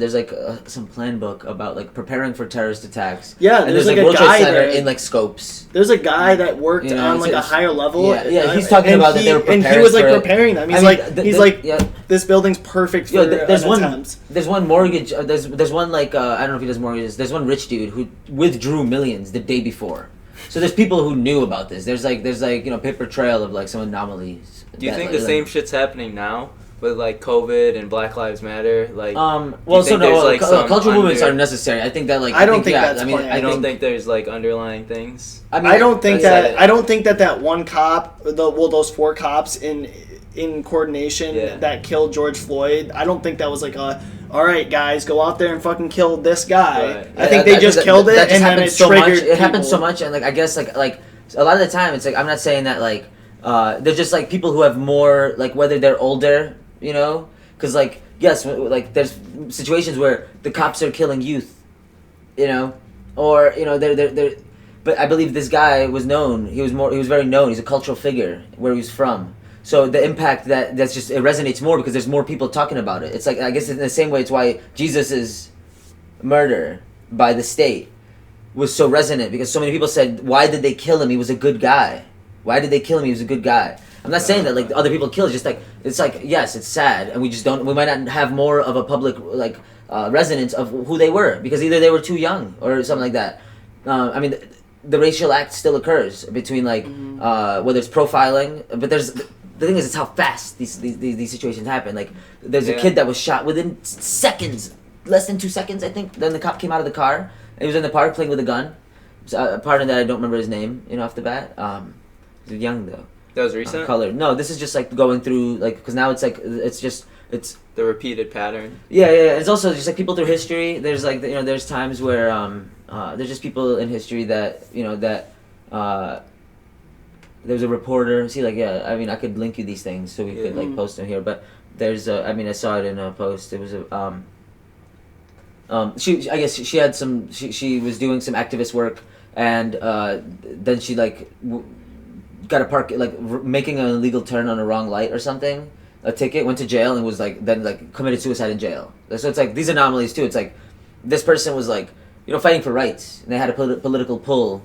From like the minorities to like you know create uprisings like, or at least to wake up and then like so how much has this happened you know like how many slaves were escaping creating rebellion how far did they get like we know about a few there was a lot more that got killed because that how risk like you have no resource like you know you don't know how like a lot of them probably didn't know how to read and that was a big thing they were teaching others to read if they did have like enough pull because maybe like if they grew up with other like as kids growing up from like you know within slave communities that were enslaved, they might be hanging out with white kids. Maybe maybe at some point they'd be like stuff. Yeah. So they would you know, they might in a sense the kid is now he's got like spending his times getting tutored, and so he's got books he could easily explain to because like my sister taught me I was like 3 or 4 maybe you know she was 5, right before we came to America. I remember she was going to first grade, because she went to second grade when we got here. I started first grade, and.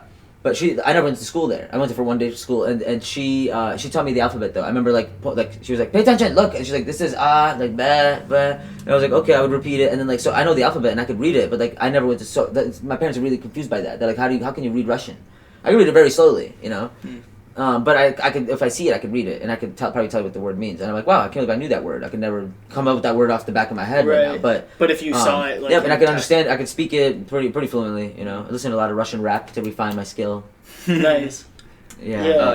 Andy was saying that when you were young, you like picked up on the creative really quickly. There was like art, painting, music. And well, stuff my like father's that. an artist, so I mean, it was always the mediums were always around me. And I think my first really transcendental experience was taking apart a radio. I think I was 2 on a balcony of like a 6th floor project building in St. Petersburg. Oh no, this was in Kazakhstan. I think this was St. Petersburg already. Or Leningrad at the time. How old were you? Yeah, Leningrad. I think I was 2 or 3. So and I remember my dad like loosened some of the bolts in this old radio, and I was like just like taking it apart. And I was looking at the motherboard, and I'm like looking at from the balcony. I was like looking out at the buildings. There's a couple project buildings on there's like a circle of a park, and then there's like some other stuff. And I'm just like, wow, which came first? Like the motherboard with all the chips arranged in these buildings, or these buildings? Like wow, they seem so similar. I remember having a specific thought. And then remembering this thought when I was like 16, 17, I'm 29 now, and like I remember telling my pops it's like yo dad, yo, thanks for giving me that radio, because I was thinking about because later I ended up like at like a very young age, like 8, 9, I was like modifying PS1s and shit, Later, I was like, I broke too many PS2s. I'm like, I just got the swap discs. Wait, very efficient. You just remove the lid. You can play all sorts of games, like the ones that are PAL, NTSC, like not just NTSC. Yeah. But I thanked him. I was like, yo, thanks for giving me the radios and stuff. And he's like, sure, yeah. He's like, we were broke. I couldn't afford toys, so I just gave you trash, just to take apart some trash. And I'm like, damn, that's epic, So it was weird. One man's trash is another man's treasure. But it's like, you give a kid like a bunch of plastic rubbish, just like squeaks and looks shiny. But it's like, what does it really teach him? Right. Yeah. And so, that had a lot more utility value to you learning something as opposed to like a squeaky toy. Yeah, exactly. Or just like the cars. I remember having this little car. They're cool. It was fun. I just drove it, crashed it into stuff, but I didn't have a transcendental experience. I didn't like nothing that still resonates to this day. It's kind of like you got to create to have those transcendent. Yeah, I tried eating. I think one of the little chips. It looked like a pill. It was like he's already on Neuralink. Like a fuse. Yeah, like a fuse. I tried eating it, and maybe wow. I remember because it's glass. It has a little coil in it, and a little fuse light. Look, a light. Ooh, that looks good. Well, maybe it was just foreseeing my future drug problems. It was like a little pill. It was like the first pill. The red pill. Yeah, the shiny glass see-through pill. But it's kind of like what I was gonna say is kind of coming back to the whole mind control thing. Is if you look at what is put into stores and stuff specifically for little kids for your parents to buy, it's they want you to play with such rudimentary bullshit when they could be giving you and it makes you feel like shit. All the girls, it makes the girls feel ugly, and they need stuff to improve themselves. There's this lowering of esteem everywhere. You're just you're ingraining this idea in their mind when they're literally infants. The labels, like you were talking about. They label you right away, and there's also planned obsolescence. So there's no logic in why not have one toy that's passed down that's super good.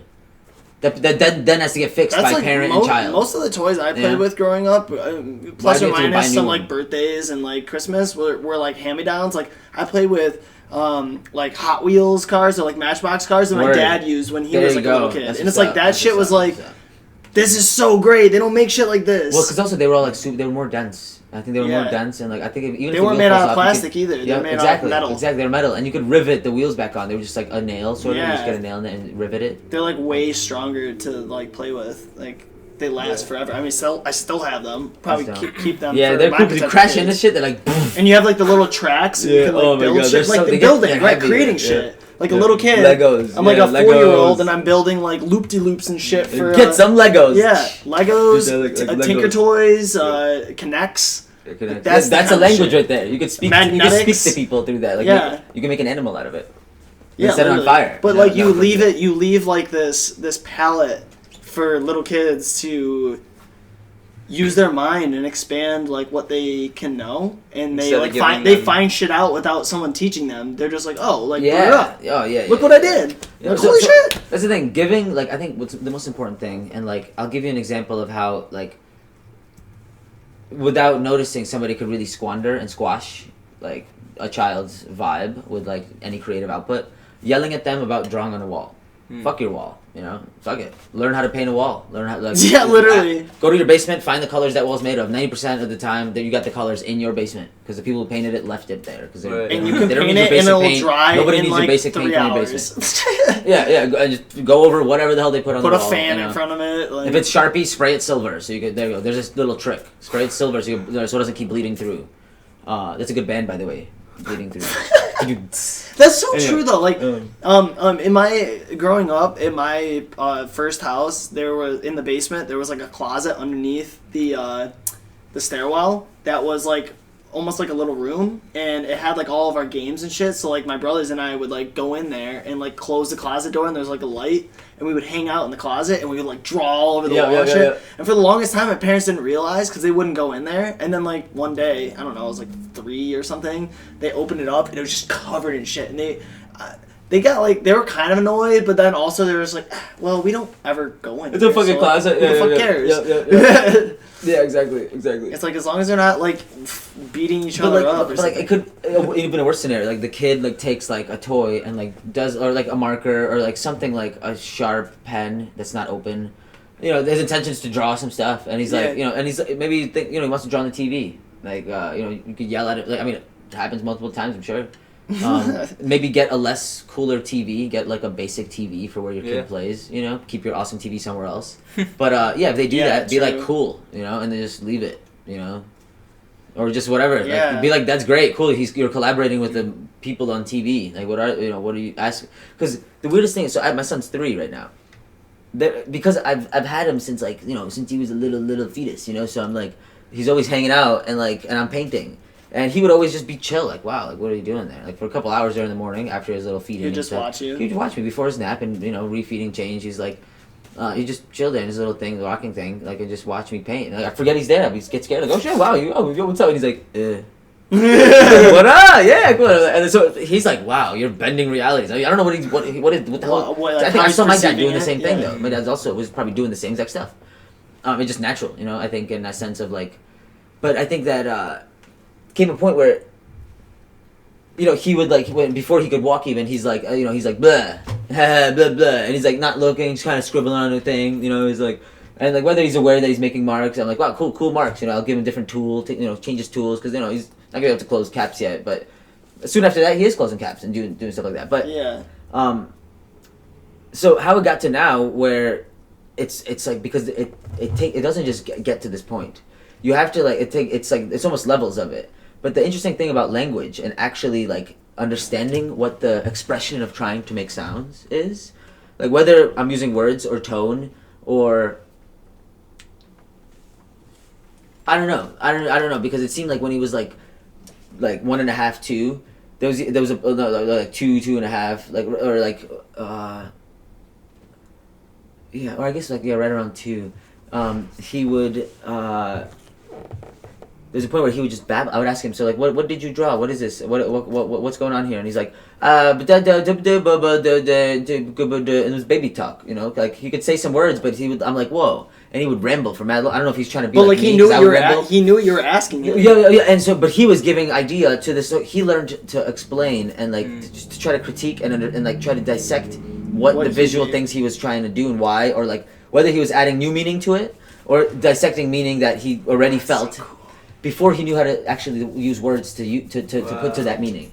But now, when you ask him, like, what did you draw? What is it? He'd be like, oh, this is bug. Yo, his mom paints in oil paint and she does stuff. And he's like, we were on Zoom and he's like, oh, this is person over here. So he's really getting, like, anthropomorphic. He's really getting expressive with and it's, like, really interesting because, like, some of the stuff it looks like there's an egg really or there's, like, I'm like, whoa, yeah, I do see, like, there's, like, a house or a chair or something like that. Like, I'm like, I didn't see that. That's dope. You showed it to me. Like, this happens from people when I'm doing murals of, like, maybe, like, definitely not as young as, like, 3. Right? So this happens usually, like, I mean, I think that maybe, like, the youngest might be 8 that has, like, saw something within the piece or because, like, a lot of time kids are helping paint at festivals, people of all ages. And I'm like, or if they see it, I'm like, do you want to paint it?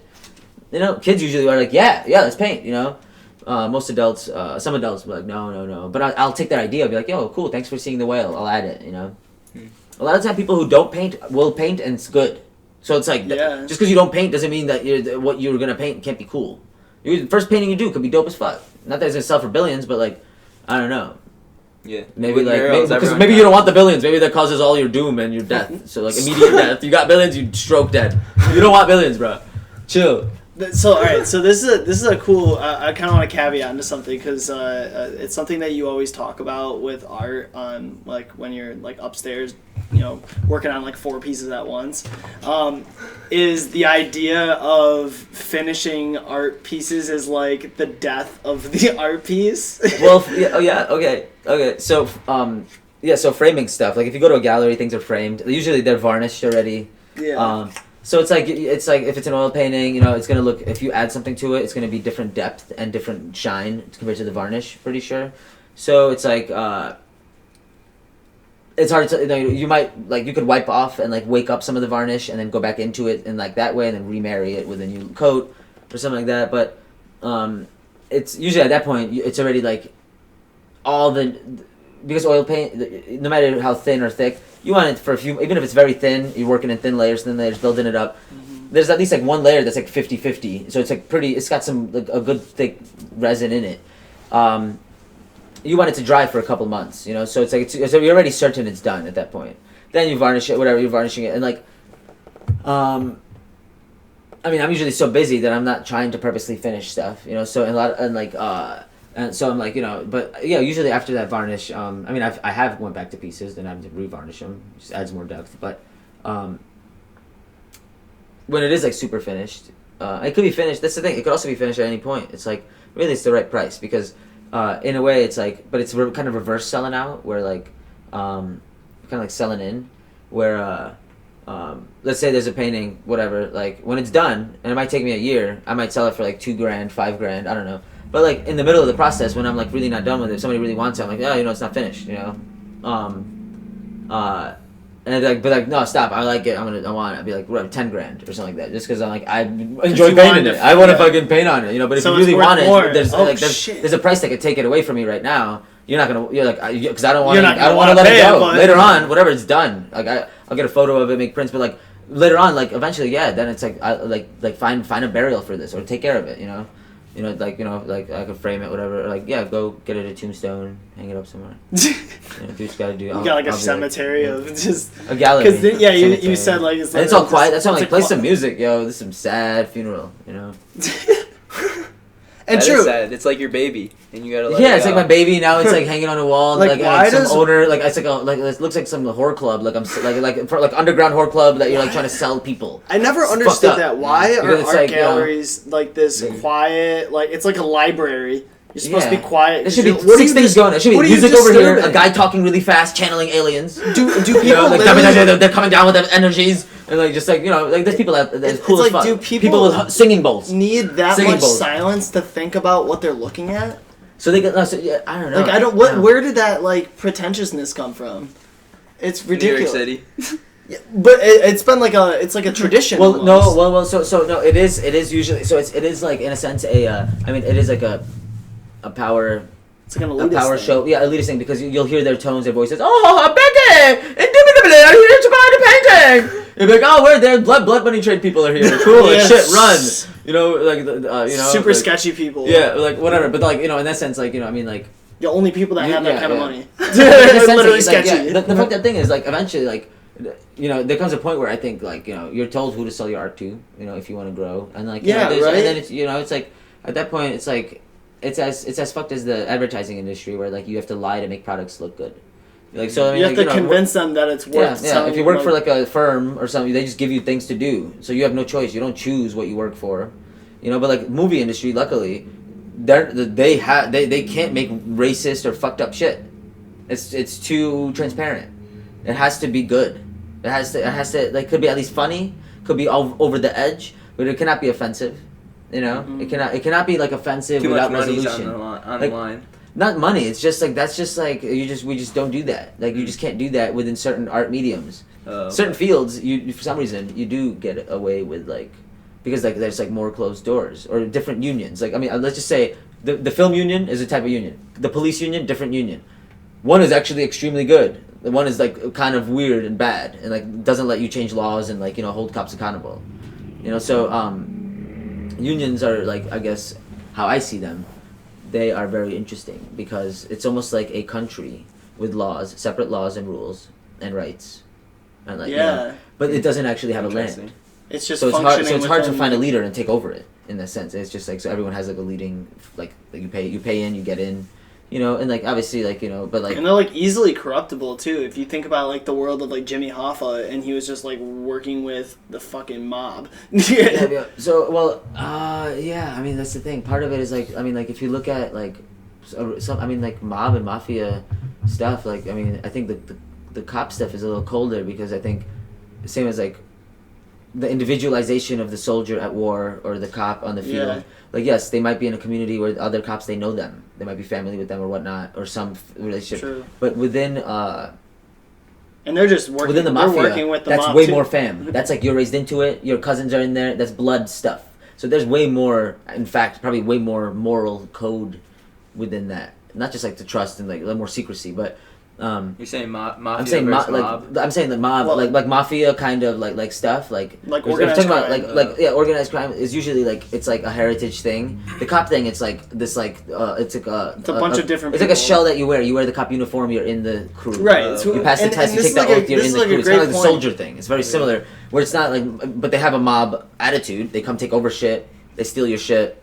This kill is, your shit. This is a They get good away with point shit. too. Is like the whole like Black Lives Matter, Blue Lives Matter. It's like someone literally wrote, Blue Lives Matter isn't even an argument because They it's took it not. over. They It's not. got into that You're thing. not born into it. It's something that you chose to do, and you know the risks that are involved. You could so quit. if it's too much for you, you should fucking Yeah. quit. Black people can't quit being You black. can't- You can't. They can't quit being black. You know. So it's like, shut up with that. Yeah. Yeah. Yeah, that's crazy. It's fucked up. We're making some really good revelations here. I know. I hate the. I mean, it's so. It's the rebuttals people have towards like just not. It's not. It's almost it's an expression. It's not even a label of a movement. It's simple. It's just like stop killing these people like animals. Yeah, stop killing them and not what's the registering. slogan? And just letting Stop it slide. fucking killing Black us. Lives Matter, stop killing us. Stop killing us. Like, stop killing us too. Just because they want to be included. It's like, really? Like, it's dude, just that's like, not a problem you have. Yeah, it's so weird. I mean, it's like part of it too is like, I think the beautiful part is whether the part just another slogan of it is, silence is violence and stuff like that. And it feels like the rebuttal of like, that's just like, oh shit, whoa, there's some racism right there. That person just expressed something that like, but I'm glad they spoke out so we could call it out. Right. True, because if they suppress it, then it's like, oh, I never you would don't know. know And then they fucking go shoot because some people. same way with the like heritage stuff is, I mean, there's some dark heritage stuff, and like, I mean, if somebody from youth is like raised in like an environment with a bunch of Nazi culture, they think that's normal. they're gonna get tattoos at a young age, and like, they're gonna be expressing this thing, and by the time they do have a higher thought because of just more variety of thought around them, they might think differently than what they look like. Than what they represent within their So, and there was this thing that was on the news where there was a southern state, and there was a dude who had a bunch of tattoos, and then they have too much skin in the game. And he was like, "I'm sorry." He came up. He made a Black Lives Matter sign. And he stayed there all day with them, like crying and like talking to people. Like, "I'm sorry." He goes like, like I didn't know, like I didn't see it. Like he didn't see that there were also people suffering. He thought it was just like random acts, and like didn't really focus probably on the stuff. And also like, who knows how serious he went in? Maybe it was a label that he was just wearing. Like, maybe who knows if he committed hate crimes? Because being within like not just a club, like I don't know how much do they have to take some oath and go commit. Like, is it like a gang? Because some gangs you have to go and kill to prove your loyalty and stuff like that. They have to go commit some stuff, do some random shootings, and create some havoc to be like, oh, okay, And that's what's crazy too. But Is like I don't know. Is it the I've been same? watching Narcos, like rewatching Narcos, and like one thing that they specifically don't want their children involved unless their children like want to be involved. Ooh, but they will go out into the public and find children of other families because they're not blood. Yep, and like abduct them probably. Just be like, no option. Like, Who knows? Or like pay Pablo them, who Escobar knows? literally could train like a child army to know how to shoot weapons, but also to be a spotters, and they literally like were like beholden to him without even realizing that they were Give him being candy. manipulated. I mean, get a They're like, oh my god, this guy's so cool.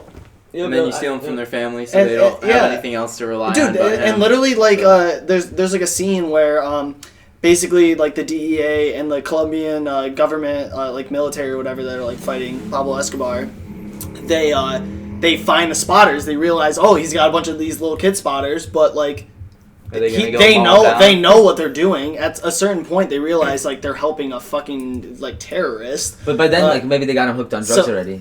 Right. Right, they didn't really show it in that. Like they were kind of like left out of most of the shit, but they were like the little henchmen, like very, very low on the totem pole. But they all get caught, and then basically there was like he's like the head military like police dude who's like trying to hunt down Pablo Escobar. He's kind of like on far like super extreme with his like how he did things, and he sits them all down like with their hands behind their back and shit, and then he's like, you guys gonna like tell me anything about like what's going on, blah blah blah, and they all were like not speaking, and he literally kills one of the kids, and he's like, you remember that now, don't fucking work for that guy. And it's like those kids would have never been in that situation, but this that mindset is like, oh, well, take these kids that are not attached to me, so I don't have like a feeling. I mean, locally, I mean, like, just with like the laws and rules that exist, you know, what I mean, like, whether or not people have prior records and they're doing illegal gang activity, there's a habit of taking youth at least to carry weapons, because in a sense, like, they don't get charged as adults, you know, and in a sense, like, then, you know, if you get caught with a weapon, that might be like time for you, or it's a second offense, or whatever, maybe you're on probation. So, like, you know, that's you know, that's just like, that's, you know, it just becomes like just a common sense thing to do, like, because you have to defend yourself. You know, I'm not saying that owning weapons is a bad or good thing, you know, for any side of anything, you know, but because I don't understand what scenario people are in, I can't just be the guess that like you're in a good scenario. Yeah. You might, because I've seen all. I mean, I've heard of all sides. I've not been on all sides, where like, I mean, I'm sure someplace in Detroit where like it's just not safe. You know, so like, I mean, eventually you'll sleep better if like you have a weapon. It's just like, if you know how to use it, you'll just sleep better. Because if you hear gunshots, like, as long as my door don't get kicked in, I must stay sleeping. Exactly, You know? I was gonna say. If you hear your door get kicked in, and then you just it may not actually save you, know? in but all like whatever, you scenarios, scare the people. But if it's cops breaking into your place, you're gonna get shot killed. Like so there's like it's like a Breonna double-edged sword. Taylor. Yeah. So and like her boyfriend got charged as a murderer, you know, because like, or like attempted murder, because he thought it was a burglary. They didn't announce themselves. They just came in, shot and killed his girlfriend, and then like, because he fired back trying to scare off thinking it's a burglary. They were like, oh shit, you know, there's, you know, and I think it was, and the thing is, they went to the wrong house. Yeah. It was police? Yeah, police. 3 police officers walked into Wow. the wrong house for like an investigation that they were doing, and instead of like waking them up and being like, yo, like, we're looking for this person, they immediately just shoot her through a window. They were like outside and they shot her through a window. That's nuts. And then they started getting bullets coming back at them, and then they were like, what the fuck? Well, yeah. And it's like, what do they expect? yo, you should probably make sure that you're going to the like right fucking house. Yeah. The crazy thing is, like, then, like, I don't know, maybe then they left. They ran away because the guy had time to do a 911 call.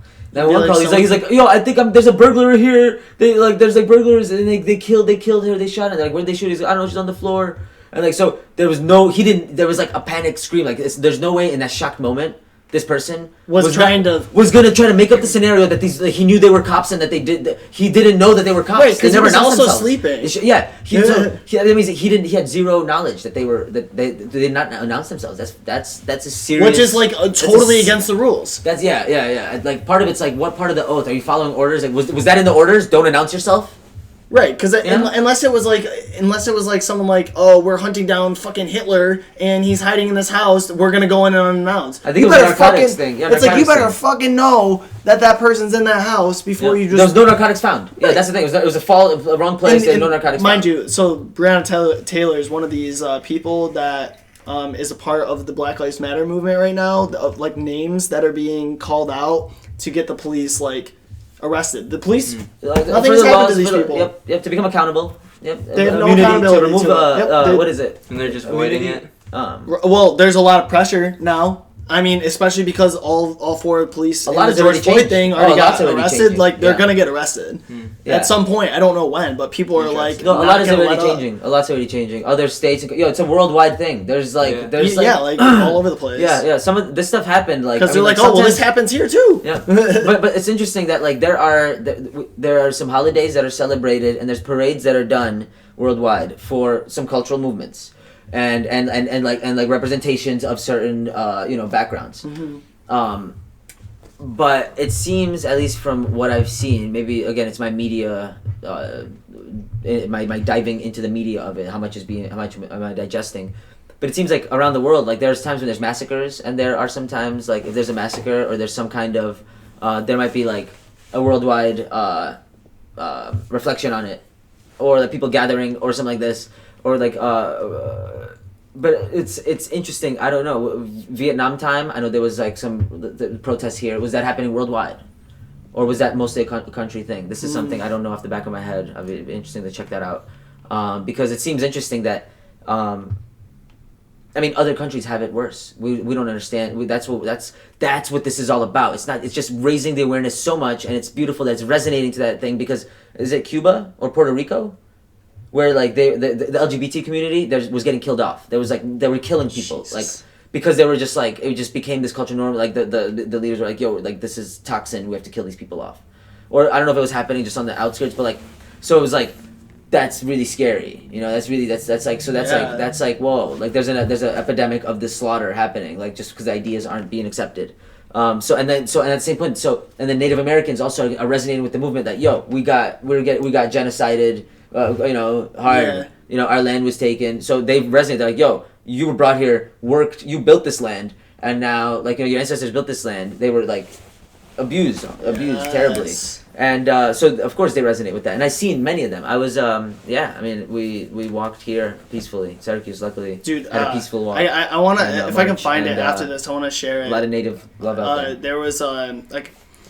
There was a poetry thing. I don't think it happened recently, just due to the pandemic, because it seemed like she was in front of a crowd. But she did a poem, like kind of like a slam poetry poem about white privilege, and she talks a lot about like the fact that like white privilege is like you getting mad at us for like wanting to fight back after we literally built your country for you that isn't even your fucking land that you stole from someone else, and you're fucking getting mad at us and you won't even like lift a finger to do anything. That's white privilege. And I'm like, oh fuck. I was like, that's so true. Yeah. Like, I mean, we're gonna continue to suppress like the people that we use as tools to get what we wanted out of it. Well, kind of like what you were talking about earlier with like the gems and like going in and just like exploiting that shit. Like we exploited the people to benefit, and then we're just we don't want them anymore. It's like, but the thing is, whether it's just like it's like I understand why it's such a difficult thing to like not just overthrow, reform, and whatever. Is that admitting any of the things that they've done is like disgusting. So they're never gonna admit anything. It's like there's gonna be some delegation of things, and like in some sense, the people that are gonna be in charge within a few years when the old people die that are now running shit, they're gonna inherit shit. So whether they've been brainwashed or they're gonna take those roles or they're gonna try to like ease them up, open some shit up, create some reform, or get taken over by cooler younger people. Probably, hopefully. Yeah, cool that's a real good hope. Do it. Take over the world, yeah. Fresh minds. Like we don't need these. Like there is a potential light at the end of this tunnel. Like in the next 20 years, when majority of like the baby boomers are at an age where they're either dead or they're close to dying. It like that whole generation mindset is like the last of its kind. Yeah. Well, there's way less of it in our generation. Well, and the simplest way to explain why it's a toxic, ignorant group of people is simple, because if you take Trump's quote thing of "Make America Great Again," how is that like okay? What was so great about it? There was just a really blind eye on how the world worked. The world was being extorted, no fair trade, and like things were cheap, and the world was being populated or polluted on by like there's no rules. There was no regulation. Yeah. Like I mean, what happened to the lake here? I'm sure that had something to do with people just shitting to make stuff, So. Once you create like fair trade and stuff, I mean, cheap things aren't cheap. Cheap things are cheap for us because we didn't have to do it. But the people there paid with blood, sweat, and tears. Yeah. So how cheap is it? Yeah, we're starting to realize that there's a lot. How great was this country? It was blind as fuck. Most things, just stealing stuff. Yeah, using other people. Yeah, kind of thing. robbing, stealing. So cool. Okay, some shit like we're like the greatest uncovered. Let's run and hide. Which means like let's make America ignorant, more ignorant again. Let's go back to let's go back from seeing shit through. Let's go back to the time when people aren't gonna look into me if I'm fucking diddling little girls or some shit like Donald Trump. Segregation, or like hating on minorities. Yeah, let's go back to these old mindsets. No, sexism. Let's go back to all these other views. Like no, let's not. I always wondered this whole time why there's such it's not like a very large population of people that confide in the Donald Trump shtick, but why do certain people follow that mindset? It's probably because they were born into it. In a sense, how do you come to the conclusion? Depends, old or young. Because young I don't know. I don't know. Old because he's an actor and they just remember him from movies and they movies. I used to eat dinner when I did that. But it's like young kids. I loved it. It was a fun time. Young kids either think it's different. Yeah, that's that mindset. Young kids either think it's edgy to be like a Trump supporter and they know like it like riles up people, or I don't know. Like, well, I don't like a sound person who could actually be like stick up for anything he's done and be like, yeah, this guy's really great. So like, I mean, here's the thing. Call me. You have to look at their values, yeah. I think. Because if you're looking at maybe like the money aspect and him being like a businessman or whatever, that's all they can that's what ever they care pull about. at. That's so, what so, they're okay, putting on the so priority this is where I was gonna list. go. Again, I was gonna say, call me limited in my I guess Scope. intake of opinion, but the people who I like really value their opinion are musicians and artists. Very similar kind of like creating shit for no specific reason, but just to express Like the authentic. things. And like it might be some of their view and take and how they were affected, or it's selfless and it is of other people suffering, rendering, trying to make the horrors of the world beautiful and digestible for youth and other kinds. Right. Anyhow, I value their opinion, and none of them that I know support Trump. None of them. Not a single fucking one. Interesting. No, not a single one. I mean, you look through my Facebook friends. Find me one artist that you'd be like, wow, their work's cool. That is that supports Trump. Or a musician. None. Mm-hmm. Yeah, I don't know. Because if there is one, I'd be like, wow, cool. Like, who is it? Because I the thing is cannot with think of one. art and music, like yes, you need like finances in order to like get your basic needs. To an extent, Yeah. I mean, well, I think it's more practical to like be able to monetize at times, but most artists, why do we always say the starving artist? Because most artists are going like don't think about it in like the traditional capitalistic mindset of like I have to churn and sell and make money and the business thing. That doesn't exploit. attract me. I'm more interested in like, does he have a book of what's his diary look like? Right. Does he have a little sketchbook? Let me hear him. Like, have written a song? Like, I'm not comparing him to Bernie or who, like, I mean, what's his face? That crazy guy wrote music too. I mean, he was pretty. Charles, what was his? The guy who killed, like, dosed a bunch of people. He led a bunch of people to kill a bunch of people. Hitler. Charles something. He Dawkins. Charlie.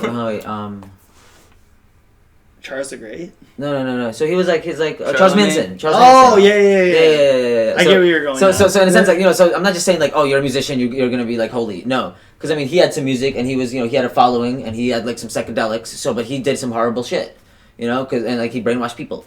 But in a sense, like, especially when somebody is an actor and stuff, like they're good at playing roles, So it's like, okay, cool. Hey, actors are cool. I think they're also artists because they have to use their body as a medium and time as a medium in order to inhabit a role, and they make it their own.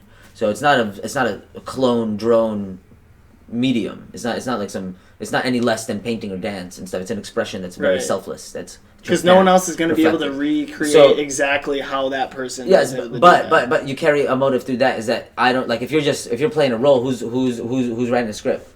What is the role you're playing? In that sense, like you carry this ability to play roles. So in that sense, like I need a little more than that. In the sense, like I mean, a background check, not asking for like too much. Mm-hmm. It's more about that if you like locally we have Joe Driscoll, who has many records. Like I think he's been producing albums since the 80s, right? And he's written a lot of stuff. So I think years from now, if let's say he's running for office somewhere, like because he's already on the Senate House. Yeah, what is it called? I forget what it's called. The council or something like that. City council and for Syracuse. Yeah, for Syracuse. So which so. In a sense, when you look back and you're like, wow, like it would be hard for me. Like if you showed me a bunch of records of what these people did with money, that doesn't mean shit to me. Sorry, doesn't mean shit. Whatever. Maybe somebody gave him that money. I don't know. Doesn't mean shit, right? Mm-hmm. Okay, fine. He raised it all himself, gave it all away. That's pretty cool. Okay, maybe there's some other gain. But if you show me a bunch of records that they wrote, it would be really hard to fake a bunch of records that you wrote that you had to feel through. Unless, of course, somebody like it would be really far out if somebody paid you to do it and you did this like 50 years ago, right? And like knowing that somebody's that gonna uncover very shit. far-fetched. And then you did shows and had followings. You did shows. Like you'd have to go to the extent of creating this like show after like show, a persona. like, where people didn't show up sometimes. So that would be way more transparent. So you see how art is much more transparent of the immediate demand for expression. Where are you at? What are you really feeling? And it calls it out in others. Whereas like you show me logistics and funds and money. What the fuck does that mean to me? It was probably off-sea shore money banks. Like fuck that shit. They ain't got no transparency and it doesn't mean anything to me. All it means is like you go buy more missiles, and that's right. scary. And like the more money you got, the more scary. Whenever someone exchanges you that medium for like your work or whatever, it's being perceived at a subjective value that is not totally determined by us. It's being determined by like a greater power. Yeah. What do we know about millions, billions? Trading shit like that. We don't know shit. Yeah. I mean, you got a million, boom, bunch of people go die and nobody knows that. Such a small existed. percentage like, of the world actually ever gets to so see it's what not that even is. So that game right there, it's all about mind control and power and how to move countries and how to like create dividends to pay like how you got there. You don't like they say you don't earn billions, you take billions. Yeah. So there's no good people it's within just that a shit. redistribution You better of give that wealth. shit away. Like I don't know, but the thing is, I think there comes a point where you're so tied in. There's so many families of families and things that I don't know, things you don't want uncovered, things you want discovered, and like it's about like shit. If you quit, it's like everything falls apart and a bunch of people go down, and then like now you have to spend life in prison, and all your children are now in prison. So it's like shit, fuck. You're doing And it for it's love like- and for your family, like everybody else that commits crimes usually. It's security Yeah. more so than creativity. Because like Yep. they made all this money, and then if you could just take all that money away, and then it's just what's left is them, and then they look at themselves and have the sense of insecurity because they haven't actually created something within. Whereas like an artist, they're like, oh well, you take everything away, I still have my creativity. Yeah, give me my some art. mud and some sticks, Yeah. Right, Mud like, sticks, I mean, I'm like, saying. think about, like, something like we're doing, Interesting. right? With, like, Boho Hobo. Like, could it be, like, lucrative? Maybe. But, like, we're doing it because it, like, aligns with values and there's meaning to it. Where, like, you look at, like, a drug cartel. It's, like, they're literally selling... Prozac? What, you mean P-Fizzer? Yeah, right, like, P-Fizzer? fucking, No. like, pharmacy. Like, Nothing wrong with drug cartels We're gonna bringing get in shot. high quality cocaine, dude. It's like, it's the people who cut it who fuck it up, Don't shit on these It's drug like- cartels. but they got a strict code. They Alright, kill you alright. if you fuck with that shit. what's Seriously, that's how it is. Let's get harder, P-Fizzer, people go do whatever the fuck they want. They pass, Yeah, but they don't what even know about they're like making. what about cartels like El Chapo that sold like black tar heroin to people? That shit kills. But it was potent.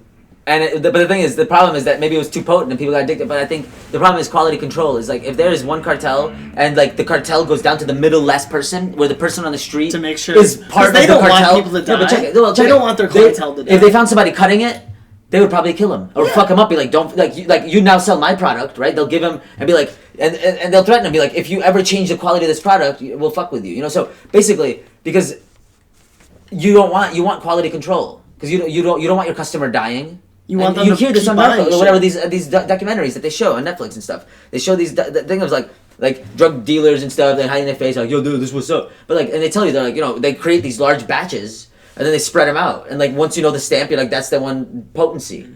It's like it's when you go and like you lose your dealer, that's when you start dying. You're like either it's not strong enough or it's fentanyl. It takes an hour to kick in. You think it's too weak, you OD. So many scenarios where quality control is the murderer and the killer. It creates crime. You have to keep like, what's the difference between addiction and prescription? It's how much you got. So if let's say you're never tortured to like not know the effect and you're all about the chase, you're expecting the rush of going and finding it. If that's not already your life, if you're not already like on that road, if you had a month prescription of like whatever and you took your dose every day, there is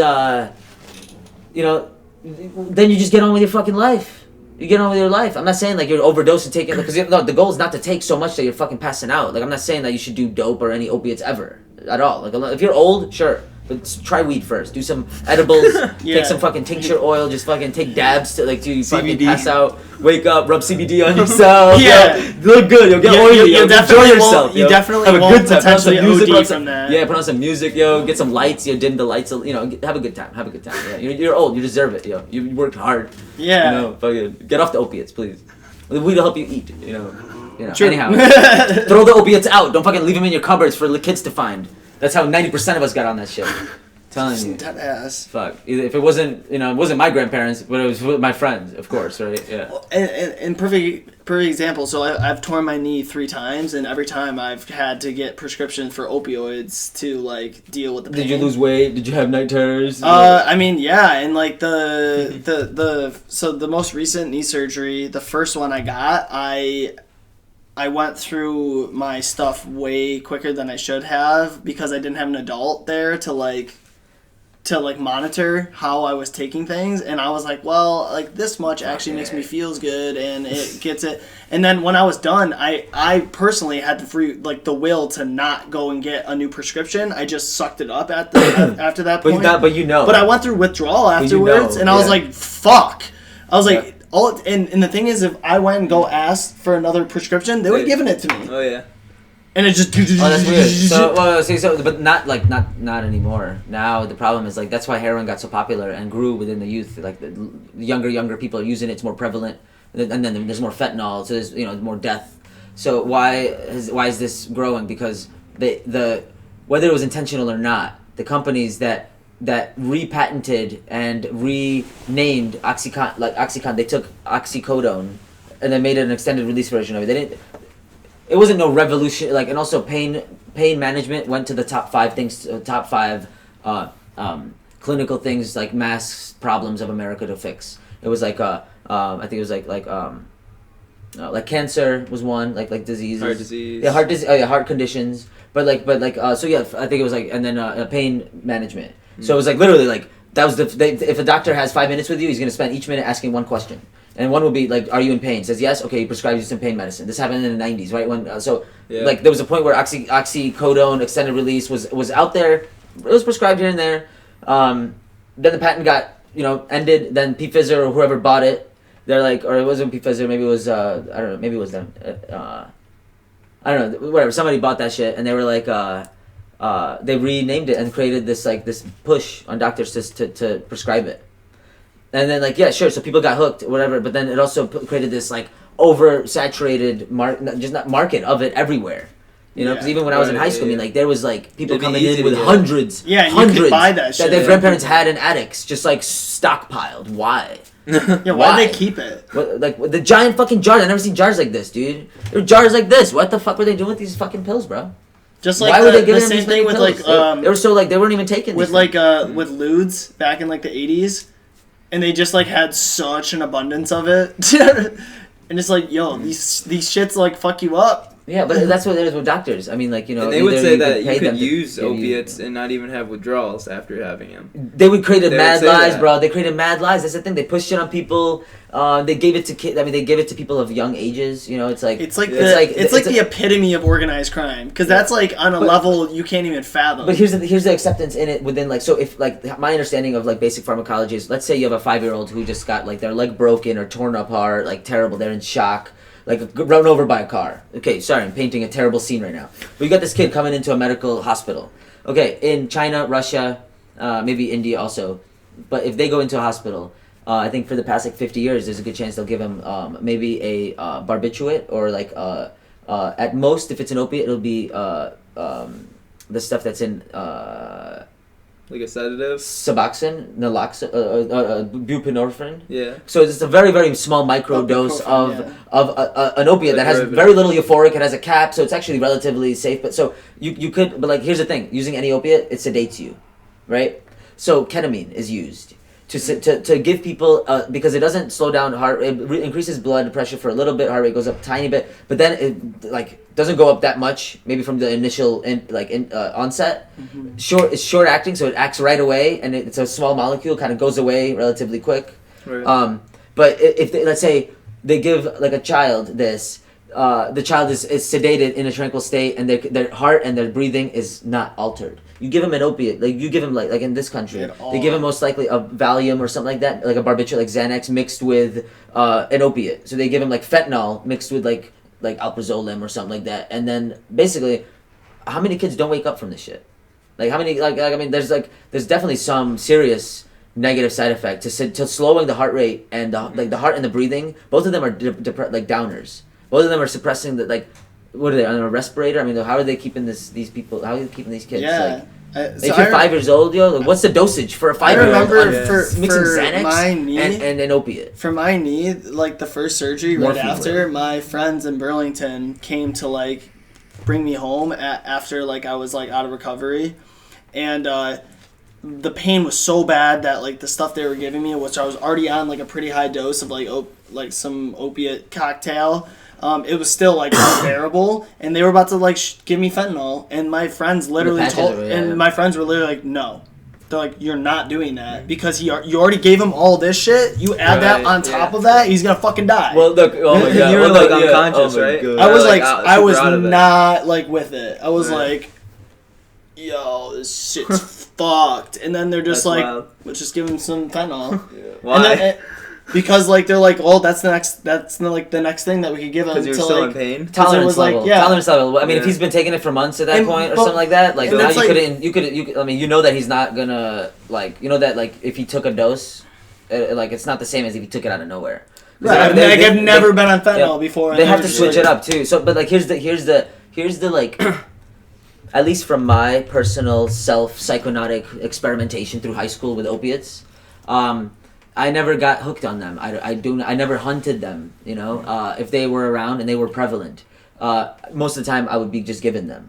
This is honestly like I don't even know if I would invest in like amphetamines, Adderall, because I need like they help me focus. Yeah. You know? And perhaps I should have had a script this whole time. Yeah, same. But I can't focus on going to the doctor enough. So that's my ADHD is that serious. So and I guess what I realized is that like by switching it up, like I would have a mushroom trip every now and then. I'd always be smoking weed. I'd be doing amphetamines and like sometimes opiates, sometimes together, baby speedballing. I guess very unhealthy for sure, surely for my liver. But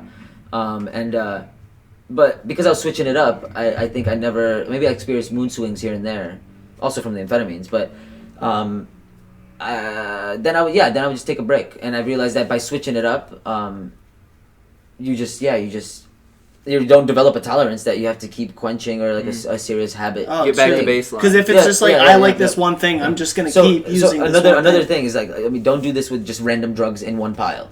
So there's certain things that you can mix like that. Personally, for me, it's like whether it's I'm not promoting drug use, but I'm just saying that there is also a very vague, abstract perspective on having a cocktail.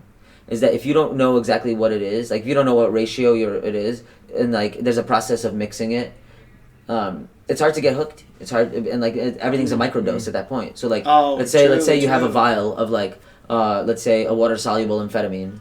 Like you shouldn't be sniffing Adderall because that's not water soluble, first of all. But let's say, and then you have like a little bit of ketamine in there, which is used in therapy for like curing depression. You know, also it's good for it increases immune response for some reason too. L6 or something like that. I read.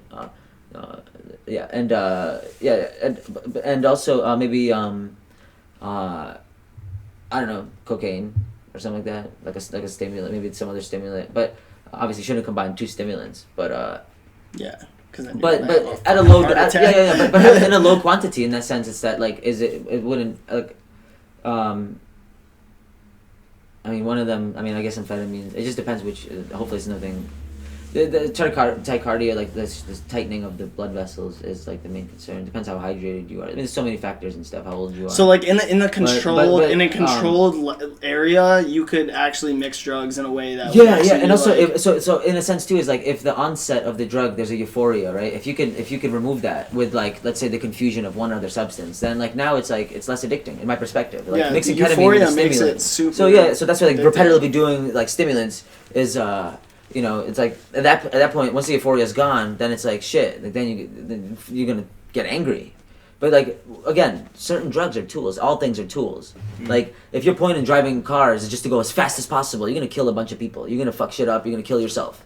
So, but there's a way to drive the car. So the same way with substances, there's a way to like if you're using them to enhance certain things, they can work. And like you could say it's a shortcut, but sure, you also drive and take buses to New York City from like someplace. You're not walking 200 miles. But sure, you want to go prove your allegiance to being pure. Go walk places. Literally any tool ever made is a shortcut. Don't use screwdrivers or don't use anything. Yeah, that's an interesting. Just stop wearing shoes too while you're at it. It's good for you. It's good for you. It's good. It's grounded. That's a reverse psychology thing. Stop wearing shoes. Go ahead, try me out. Test it. Yeah. Tell me how you're doing when you strip all of your your tools out of hair, your fucking life. It's like talking to animals. Okay, so out of again, not like you said, we're not promoting drug use, but out of all the drugs that you could take, what would you say is the one that you feel is like the most useful tool for like the things that you want to do?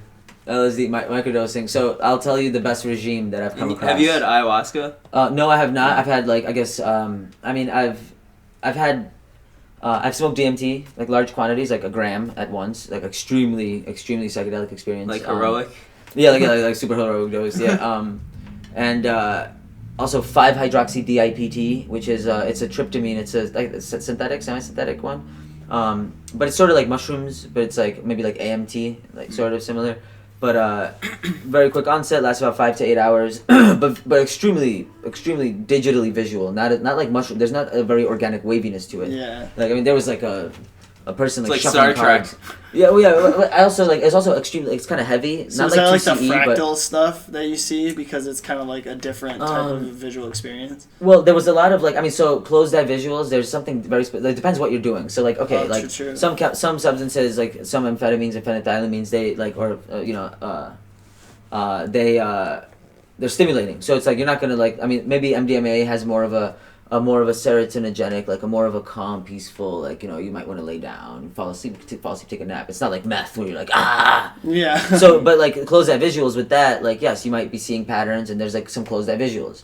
But it's geometric. I mean, I've never seen visions through that experience, at least. And But that's with what? That's with what? That's with like MDMA. That's like the only like amphetamine type of thing. Only phenethylamine that I've seen that is like that you're able to have a relaxation, closed eye visual experience. With LSD, I strongly recommend anybody who takes microdoses, any kind of dose at all, with anything. Find a safe environment, you know, in like a bedroom, your bedroom, you know, where you can have a closed eye experience. You know, don't drink alcohol. You know, follow the basic principles of like avoiding, you know, Other certain things. substances. Yeah. Other like Just experience like that. have like Yeah. have like an organic diet for a few days. You know, like don't eat like meat, avoid sex and alcohol. That's actually a principle where before like you know if you're really trying to pull information out of stuff, you can try mixing it up. You know, suit yourself. And again, we're not promoting shit. Just telling you like you have freedom to be yourself.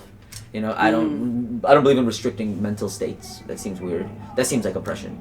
But anyhow. Yeah, right. Like the but- social pressure. Don't escape Yeah, the so- reality, and- even though the reality's fucked up. yeah. Don't feed me a fake one anyway. Yeah, it's like you know, I'm not escaping shit. I'm just trying. I'm So trying to true. see my own way. You know, I'm trying to see my own way from the root. But in that sense, like the old, like so a lot of some of the old cultures with mushrooms and peyote and stuff like that, they would go into caves, you know, find isolation, and like only eat them as a source of water, so they just go far. What I've noticed through the times where it always happens unintentionally, where I'm like, oh wow, like I'm tired enough, like I've been up for a while, and like I'll end up taking a psychedelic just at that point where I'm like, I'm gonna lay down, I'm gonna go to sleep, and like, but your mind's awake. So like, and I've laid for hours, and it's so interesting. Like, at first, you know, there's like not darkness, but like there's just so many things overlapping, and it's because again of all the information coming in, because our brain reads symbols. So not just words that come at us, but like the things they connect to. It's all ideas, and it's all. But as I'm looking at what these visions are, they're all connected by chords, and the chords are like bad graphics. The more I look at them, so I'm like wiping them away because I'm like, what is this? And everything kind of crumbles. And these like bridges of ideas of islands that like you know they took me to islands that were just full of like random shit and advertisements and like just like so and I would be burning them. I'm like, whoa, this is destructive, but it was good. Like my mind was clearer. These dreams or like So No, this is like- like a not a lucid dream, but just like a very enhanced closed eye visual experience on like 3 to 4 hits of LSD. So if you After just not like taking lay it for a while. down and go into So- like a dark room, yeah. So just, my like, team, yeah. experience. Wild. Yeah, and like so, but the thing is, if you're laying on your side, it's it stays in one realm. But if you go like this, you could like travel to different. Like you could really change the realm. So eventually, there was like Dali-esque landscapes in 3, 5, 7D. They were like super dimensional, and they pulse in rainbow light. So that's how they exist within like this like light. It's like all colored stuff, and like how you move your breath and like just with your thought, you could. First, you could pan and fly throughout the sculpture. Like it was like a cup inside of an island that went inside of itself, that like infinitely, but like. And that's where like I was those, I was looking at it, and I was designs like, come from. so, and that's it. At first, I was like, I need to get a sketch pad. The whole time, I'm like, 6 hours went by, but like maybe at the last 2 hours, I'm doing this. My connection to time and where I was laying, I was totally there. I was totally there the whole time. I never disconnected. I did not go into dream world. This was me totally having an awake experience. And so you felt like the entirety of that. yeah, time. and there was a point there. I'm like, I'm gonna open my eyes, go get a sketchbook. I gotta draw this shit because it was too cool. And but then when I opened my eyes, it was because like my vision was so like within like these different. It was in a different dimension that it took a while for everything to spin back. And when it spun back, my concept of the thing was gone. it was like I needed to really like I needed to graph out the realm it's in. But it was like it's just so difficult because again I was seeing it from all angles at once too. That's hard to depict. It was like but a I was sensory seeing it overload. as a center. I was seeing it from all angles at once too. So That's so crazy. Yeah, and but there was no visions of like at that point. It was all extremely like ethereal light. There was all the like labely surface stuff in the beginning. So at first, if there's weird racing thoughts like and weird images, you got to see through them, see how they're connected, and this is what all psychics do. All psychics who are like genuine in any way ask you to close your eyes, take some deep breaths, and then see if there's any dark patches in your vision, whether like if in your peripherals. Try to wipe them up. Very simple technique. And like, so I don't know, this is exactly what I was doing, but I would see what they're connected to. I was seeing maybe I was seeing what that meant, because I was like, what the fuck is that bullshit? But I remembered it right away. I'm like, a psychic asked me this question once. Yeah. Do you think they were like parts of your memories that were kind of like getting intermixed, or was it like you're literally in different dimensions? Like, what do you think it was? No, it wasn't. I think memories is what dreams are. So when you're having a dream, it's like your brain taking all the data you took in while you were awake and like storing it into temporary, like wiping it up, erasing it, saying that's not important. Whatever, you're just eating cereal. But then like let's say the cereal had a rat in it, now you gotta sue the company. So it's like, oh, that's important. Let's go store that. And then you have a dream about a rat, and so again like, oh no, I jumped over the rat again. It's like, yeah, because you were storing that information, But maybe then it went into some other weird shit connected to like the weird clock that fell or something. So and it's almost like dreams, at least for me, are like. They're like perverted or like distorted versions of what the reality is, because it's like merging several memories into one. Because well, I didn't even think about it this way, but it's almost like when you're sleeping, you're like at one with all of the thoughts and memories that have been stored in your brain, and it's like your brain just like decides to show you certain ones at the same time randomly, night to night. Yeah. That's why you never I never have repeating dreams. Like I maybe I will like I'll have a dream and then I'll have like a similar one to that like a year later, but it's like they're never like night to night. I never have like a repeated dream. Yeah. And the thing is, so people do though. Yeah. Some people do. Yeah. But I mean, also like everyone's brains work differently. Just like everyone's like perspective is different. So like for me personally, like I have very lucid dreams every night. Like it's almost like I'm literally living a second life. But each scenario that I'm living is a completely different like thing altogether.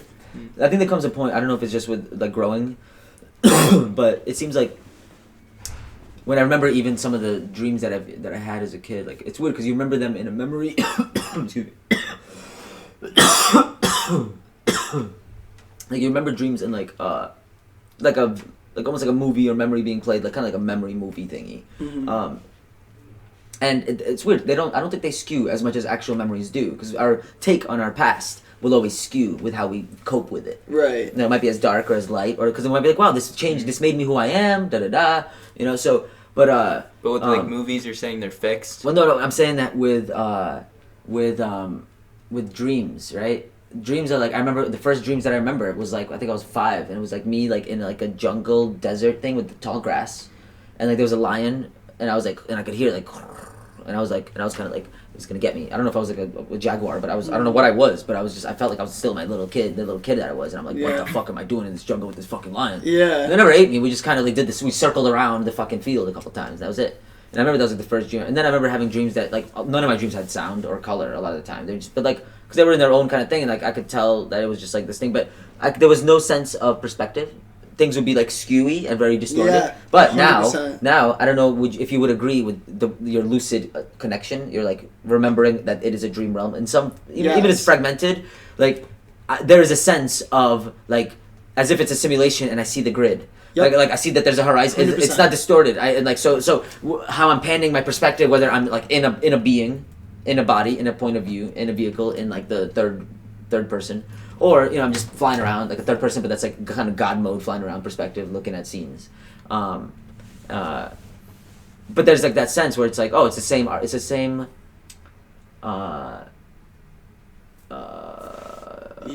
It's built on the same architecture. Yeah. Like, and that's what sometimes there's canyons and like mountainsides, and I'm like, oh, this reminds me of that one shoreline from the. And that's the thing. It's like all the connections. I'm like, whoa, what was the? I was also walking around looking at shit, like trying to find the path. I was on a journey without very little description. It's crazy. Just seeing random scenes. The way it like happens to me is like, I kind of like fall asleep, and then I basically am landed in like a scenario and an environment, but all of those scenarios and environments are happening in a greater thing that's the same for all of those scenarios and environments. Dope. Because it's like the same vibe. You know, like when you walk into a room, you get a vibe. It's that vibe every time. You're just like, yo, I know this place is familiar. Have you had? So I've had multiple. I've had at least 5 of these dreams, and they're like some of the most common. Because it's like I like chaos and multitasking. I'd like to put on like a podcast with like an instrumental with like nature sound, just like so just the music doesn't end, you know. And then put in like random multilingual stuff, you know, that I don't understand really. So, but with dreams, it's like the ones that I remember. It's like literally it's 5 scenarios overlapping. It's like I'm in an airport, I'm in a restaurant, again a mall, or like some other like a beach. Yeah. Because they're populated areas. They have something in common and they all mix. Like and there's an escalator and there's like the water's moving as the escalator's doing its uppy downy thing. So it's like, and I'm just like, this is totally. Oh, there's a cafeteria. Yeah, the cafeteria. I remember like there's always a fucking, and I'm just like, it's like during like I'm going to school a lot, so the cafeteria is the most prominent. It's like where it's rooted, but I can see the perspective like. And it's weird because these are, and I'm functioning doing different things and all of them at once, and it's totally natural. It's like, crazy. It's like cool, like, all these things are happening at once. And when it's happening to me, like over the years, I've spent more time being conscious of the fact that I lucid dream, and I've spent time like actually trying to be mindful in dreams. And I've gotten it to a point where it's subconscious now, where like when I go to bed, I don't think about it before I'm going to bed that I'm gonna like do X, Y, or Z in my dream. I just have like. For a time, I spent time actually focusing on it, and now I'm just good at it, where I can sleep. You just wake up and start doing it. And, like, I'm just, like, once I'm, like, in the dream, I'm fucking doing shit. That's awesome. And it's, like, in my mind, I subconsciously know that I'm in a dream. Like, I know it's not real, but everything I'm doing seems very... It's, like, this weird, like... It's, like, a tug of war between, like, my body and mind being, like, this is not real, and then it's, like, this is real. And it's... kind of like Inception. It's about balancing that because the second you know it's completely unreal, you wake up. So, well, it's like kind of like the whole except for fucking sleep paralysis. That shit, you know, it's a fucking not real, but you're stuck in it. No, so here's the weird thing. That's actually the craziest thing about control. And you know, I've had tons of sleep paralysis, especially lately because my weird sleeping habits. Now they're normal. I've slept every night for a month, and like didn't do that for like a year. My sleeping habits gnarly, and like. But you know, there's a point where because your brain is still very awake because you trained it to stay awake, and you do fall asleep. You know, you wake up and you're just like, oh shit. So, you know, there's times where like you know it's like it's like starts off little and then you're like, whoa, you wake up. But there's this other thing. I've convinced myself that it's actually like I'm like super sleeping. And then I will wake up after like 15 minutes and feel very refreshed. So I don't know what I'm doing that's making this happen because it's it is a sleep paralysis, but I just tell myself I'm like no, nothing's coming after me. I'm okay. I'm not like vomiting on anything. Like you know, like it's okay that like you know that my mind just woke up. You know, that my body's already releasing this chemical. That's you know because when I was younger, it was scary. It was like a sound of a washing machine trying to eat me, or like aliens coming to get me. They'd be like because I would start creating panic. It's always like an adrenaline would rush feeling. my blood, and I'd be seeing it in this other you know. I will say though that.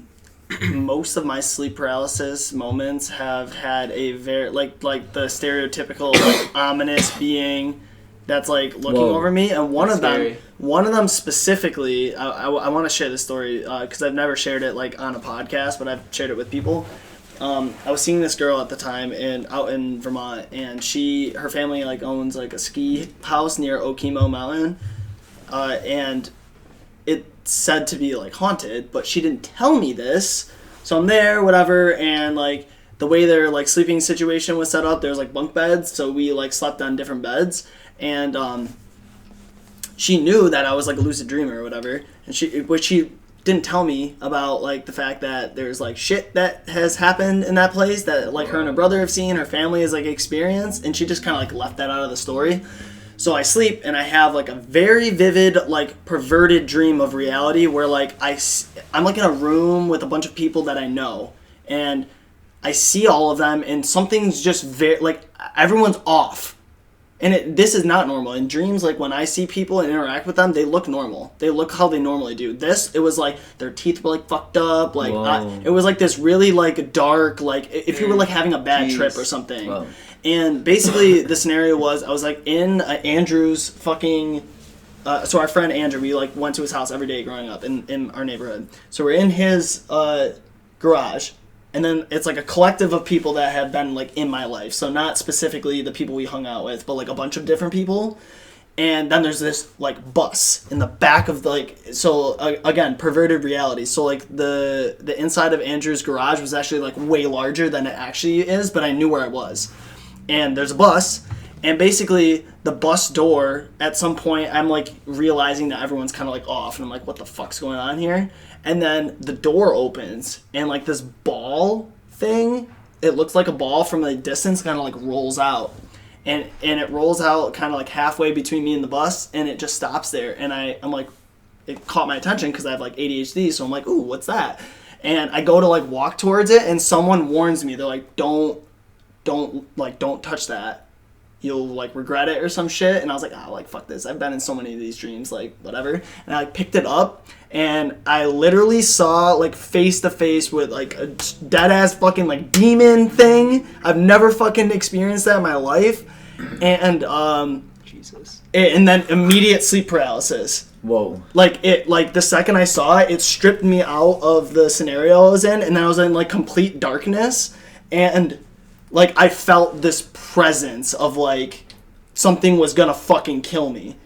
And I was stuck in it for from what I can gather, maybe like 20 to 30 minutes. And then when I came out of it, like I couldn't sleep for the rest of the fucking night. I was like, holy shit, what was that? And I'm like paranoid that there's someone in the fucking house. And I woke up the next morning, and she's like, hey, like how'd you sleep? And she could tell like something was off. And she's like, did you have like a I was like, I had the craziest fucking dream. And she was like, I was afraid of that happening. And I was like, you knew something was going to happen. You got money on it, probably. And then she fucking told me, like, that like, she was, like, afraid that, like, this would happen. And that, like, crazy shit is, like, happened. I was like, you think it might have been worse if she told you? Probably, because then I would have been thinking about it, like, going to bed.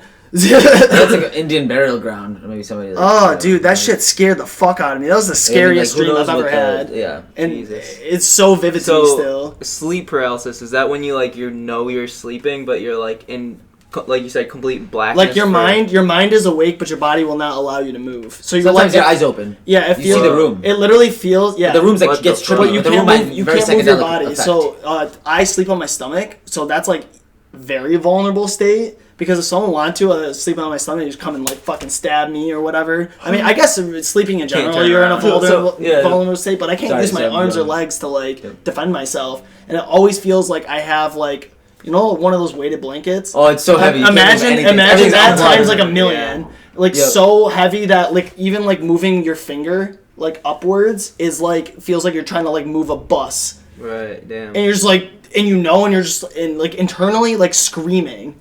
You're like, fuck! Like, something's gonna kill me! Okay, I get it. Yeah, alright. We just talked about so much cool shit. Wow. We're gonna have our list of stuff. And it takes you to, like, the clip where we talk about it. Maybe we can do a podcast next time where it's, I mean, we still talk about you, but we talk about more cool stuff. But, I wanted to we like to kind of finish things by, like, getting to know a little bit about, like, you know, what you want, like, to you impacting like with your art or whatever. Like what are you trying to do for the rest of your life, you know? What are you working towards? Just talk about the rest of your life. Yeah, well, like, no, I mean, I'm just saying like what's the mission here? Well, I think it's very simple. I think it's like, you know, use more resources and experiment with more things to learn more stuff about stuff and make things more easier with less pollution, like art-wise. Like upcycling things if we're building stuff, but also with just, let's say, working in a collective like the Gear Factory, Live Workspace, being able to run workshops and teach people so that they could also teach other people, and then and passing that on so that way more people could have the ability to just be more professional. Because it's not like that there's not enough jobs. There's always going to be enough jobs because like people are just going to fucking be great at stuff, and you know. But it's about because our enemy sort of is like just like the corporate world. So if more people are able to self-provide to do stuff, they have more skills, that can only be a good thing. You know, there's no reason we should sell information that we already have, whether we got it from school and we paid for it. We have a good duty just to share it with our neighbors. In a sense, like, because I don't look at it as like there's going to be an enemy. Like, I mean, people could try to drive you out of town, but if you're a professional, people are going to know you're good. They're going to choose you. Yeah. Right. So make professionals. Make people have moral reason to be professionals. And if they don't have that moral reason, they just want to like steal information and just like then just don't fucking teach them any more shit. don't work with them. But you can see that through very easily. So in a sense, it's having people just to collaborate with. Who, like, in a sense, like, if you're building stuff, I'm down to help and learn. I love working with wood lately. Like, that's not my profession, but I'm learning a lot with wood because a lot of people are carpenters here. So in a sense, like, they're helping me build stuff. So it's like, I don't know. I mean, like, and it's free learning. Just sharing. Yeah. So working in collective space is extremely important. So that's just because a lot of the stuff is getting bigger. The size of the paintings I'm working on, it's all just so big. Like, there's no way I can do it myself. I can't stretch the stuff that, like, it's like tenfold easier to do it with other hands. Yeah, definitely.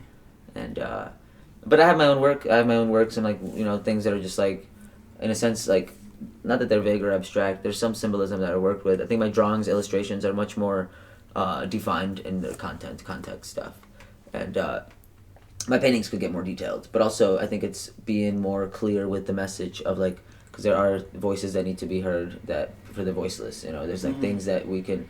The difficulty is showing either the oppressed or showing something that is, like, horrific, bringing it to attention, but in a still frame, not in a video where we could have a resolution and say, like, look, this happened. Let's, like, think about the future and have some positive scene that then, like, shows, like, a way to donate. Because, like, in a sense, you could show some horror and still make it digestible.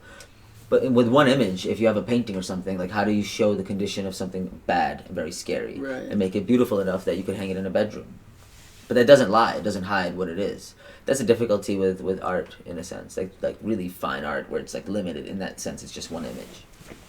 But video, but that's where movies are, like, awesome because you could show the most horrific stuff. And then you could, like documentaries, if it's fact-based, it's like, the frame will change. It will get to somebody explaining shit so you're like, you can breathe during that time.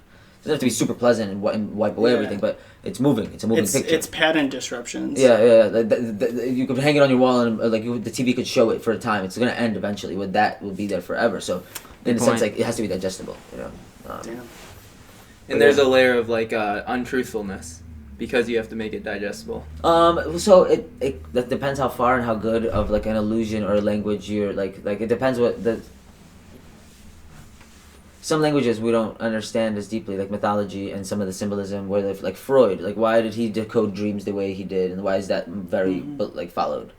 Because people believe how he read the mind was very accurate in a sense, but, like, people use the world that surrounds them to depict all sorts of moral, to relay stories and morals and stuff like that, whether it's animals and whatever the architecture is of the language, or the stories being told. There is, there's always like,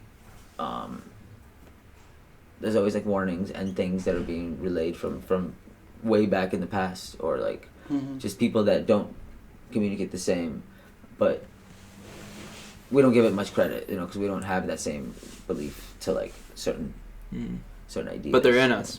Well, it's like TV. We have, like, we have a science-based kind of thing, or, like, an immediate result thing, like da-da-da-da-da, and our immediate attention is, like, is asked for all the time, whereas, like, the darkness controlled everything. Once it got dark and there was no full moon, you got scared as a kid. It's very dark. What do I do? And people told you stories. There's a fire. You went to the fire. You met with the people by the fire. Did fire-related stuff, and ate food, and it was warm. So it's like, and then your moral code just grows from there, and, like, those stories, like, teach you about why not to go to the woods alone. So, like,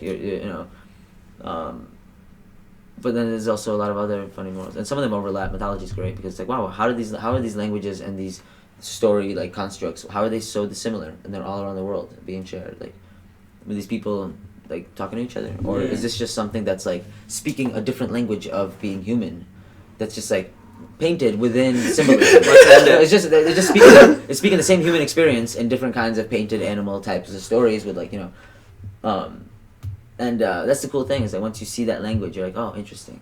Yeah. It's kind of like a global, universal Freudian way of the mind being mapped with, like, symbolism as a language. So yeah, and we always end the podcast with one final question. It's the same question, and you kind of ended off in a perfect opportunity for it. So the question is, what does it mean to be human? Interesting.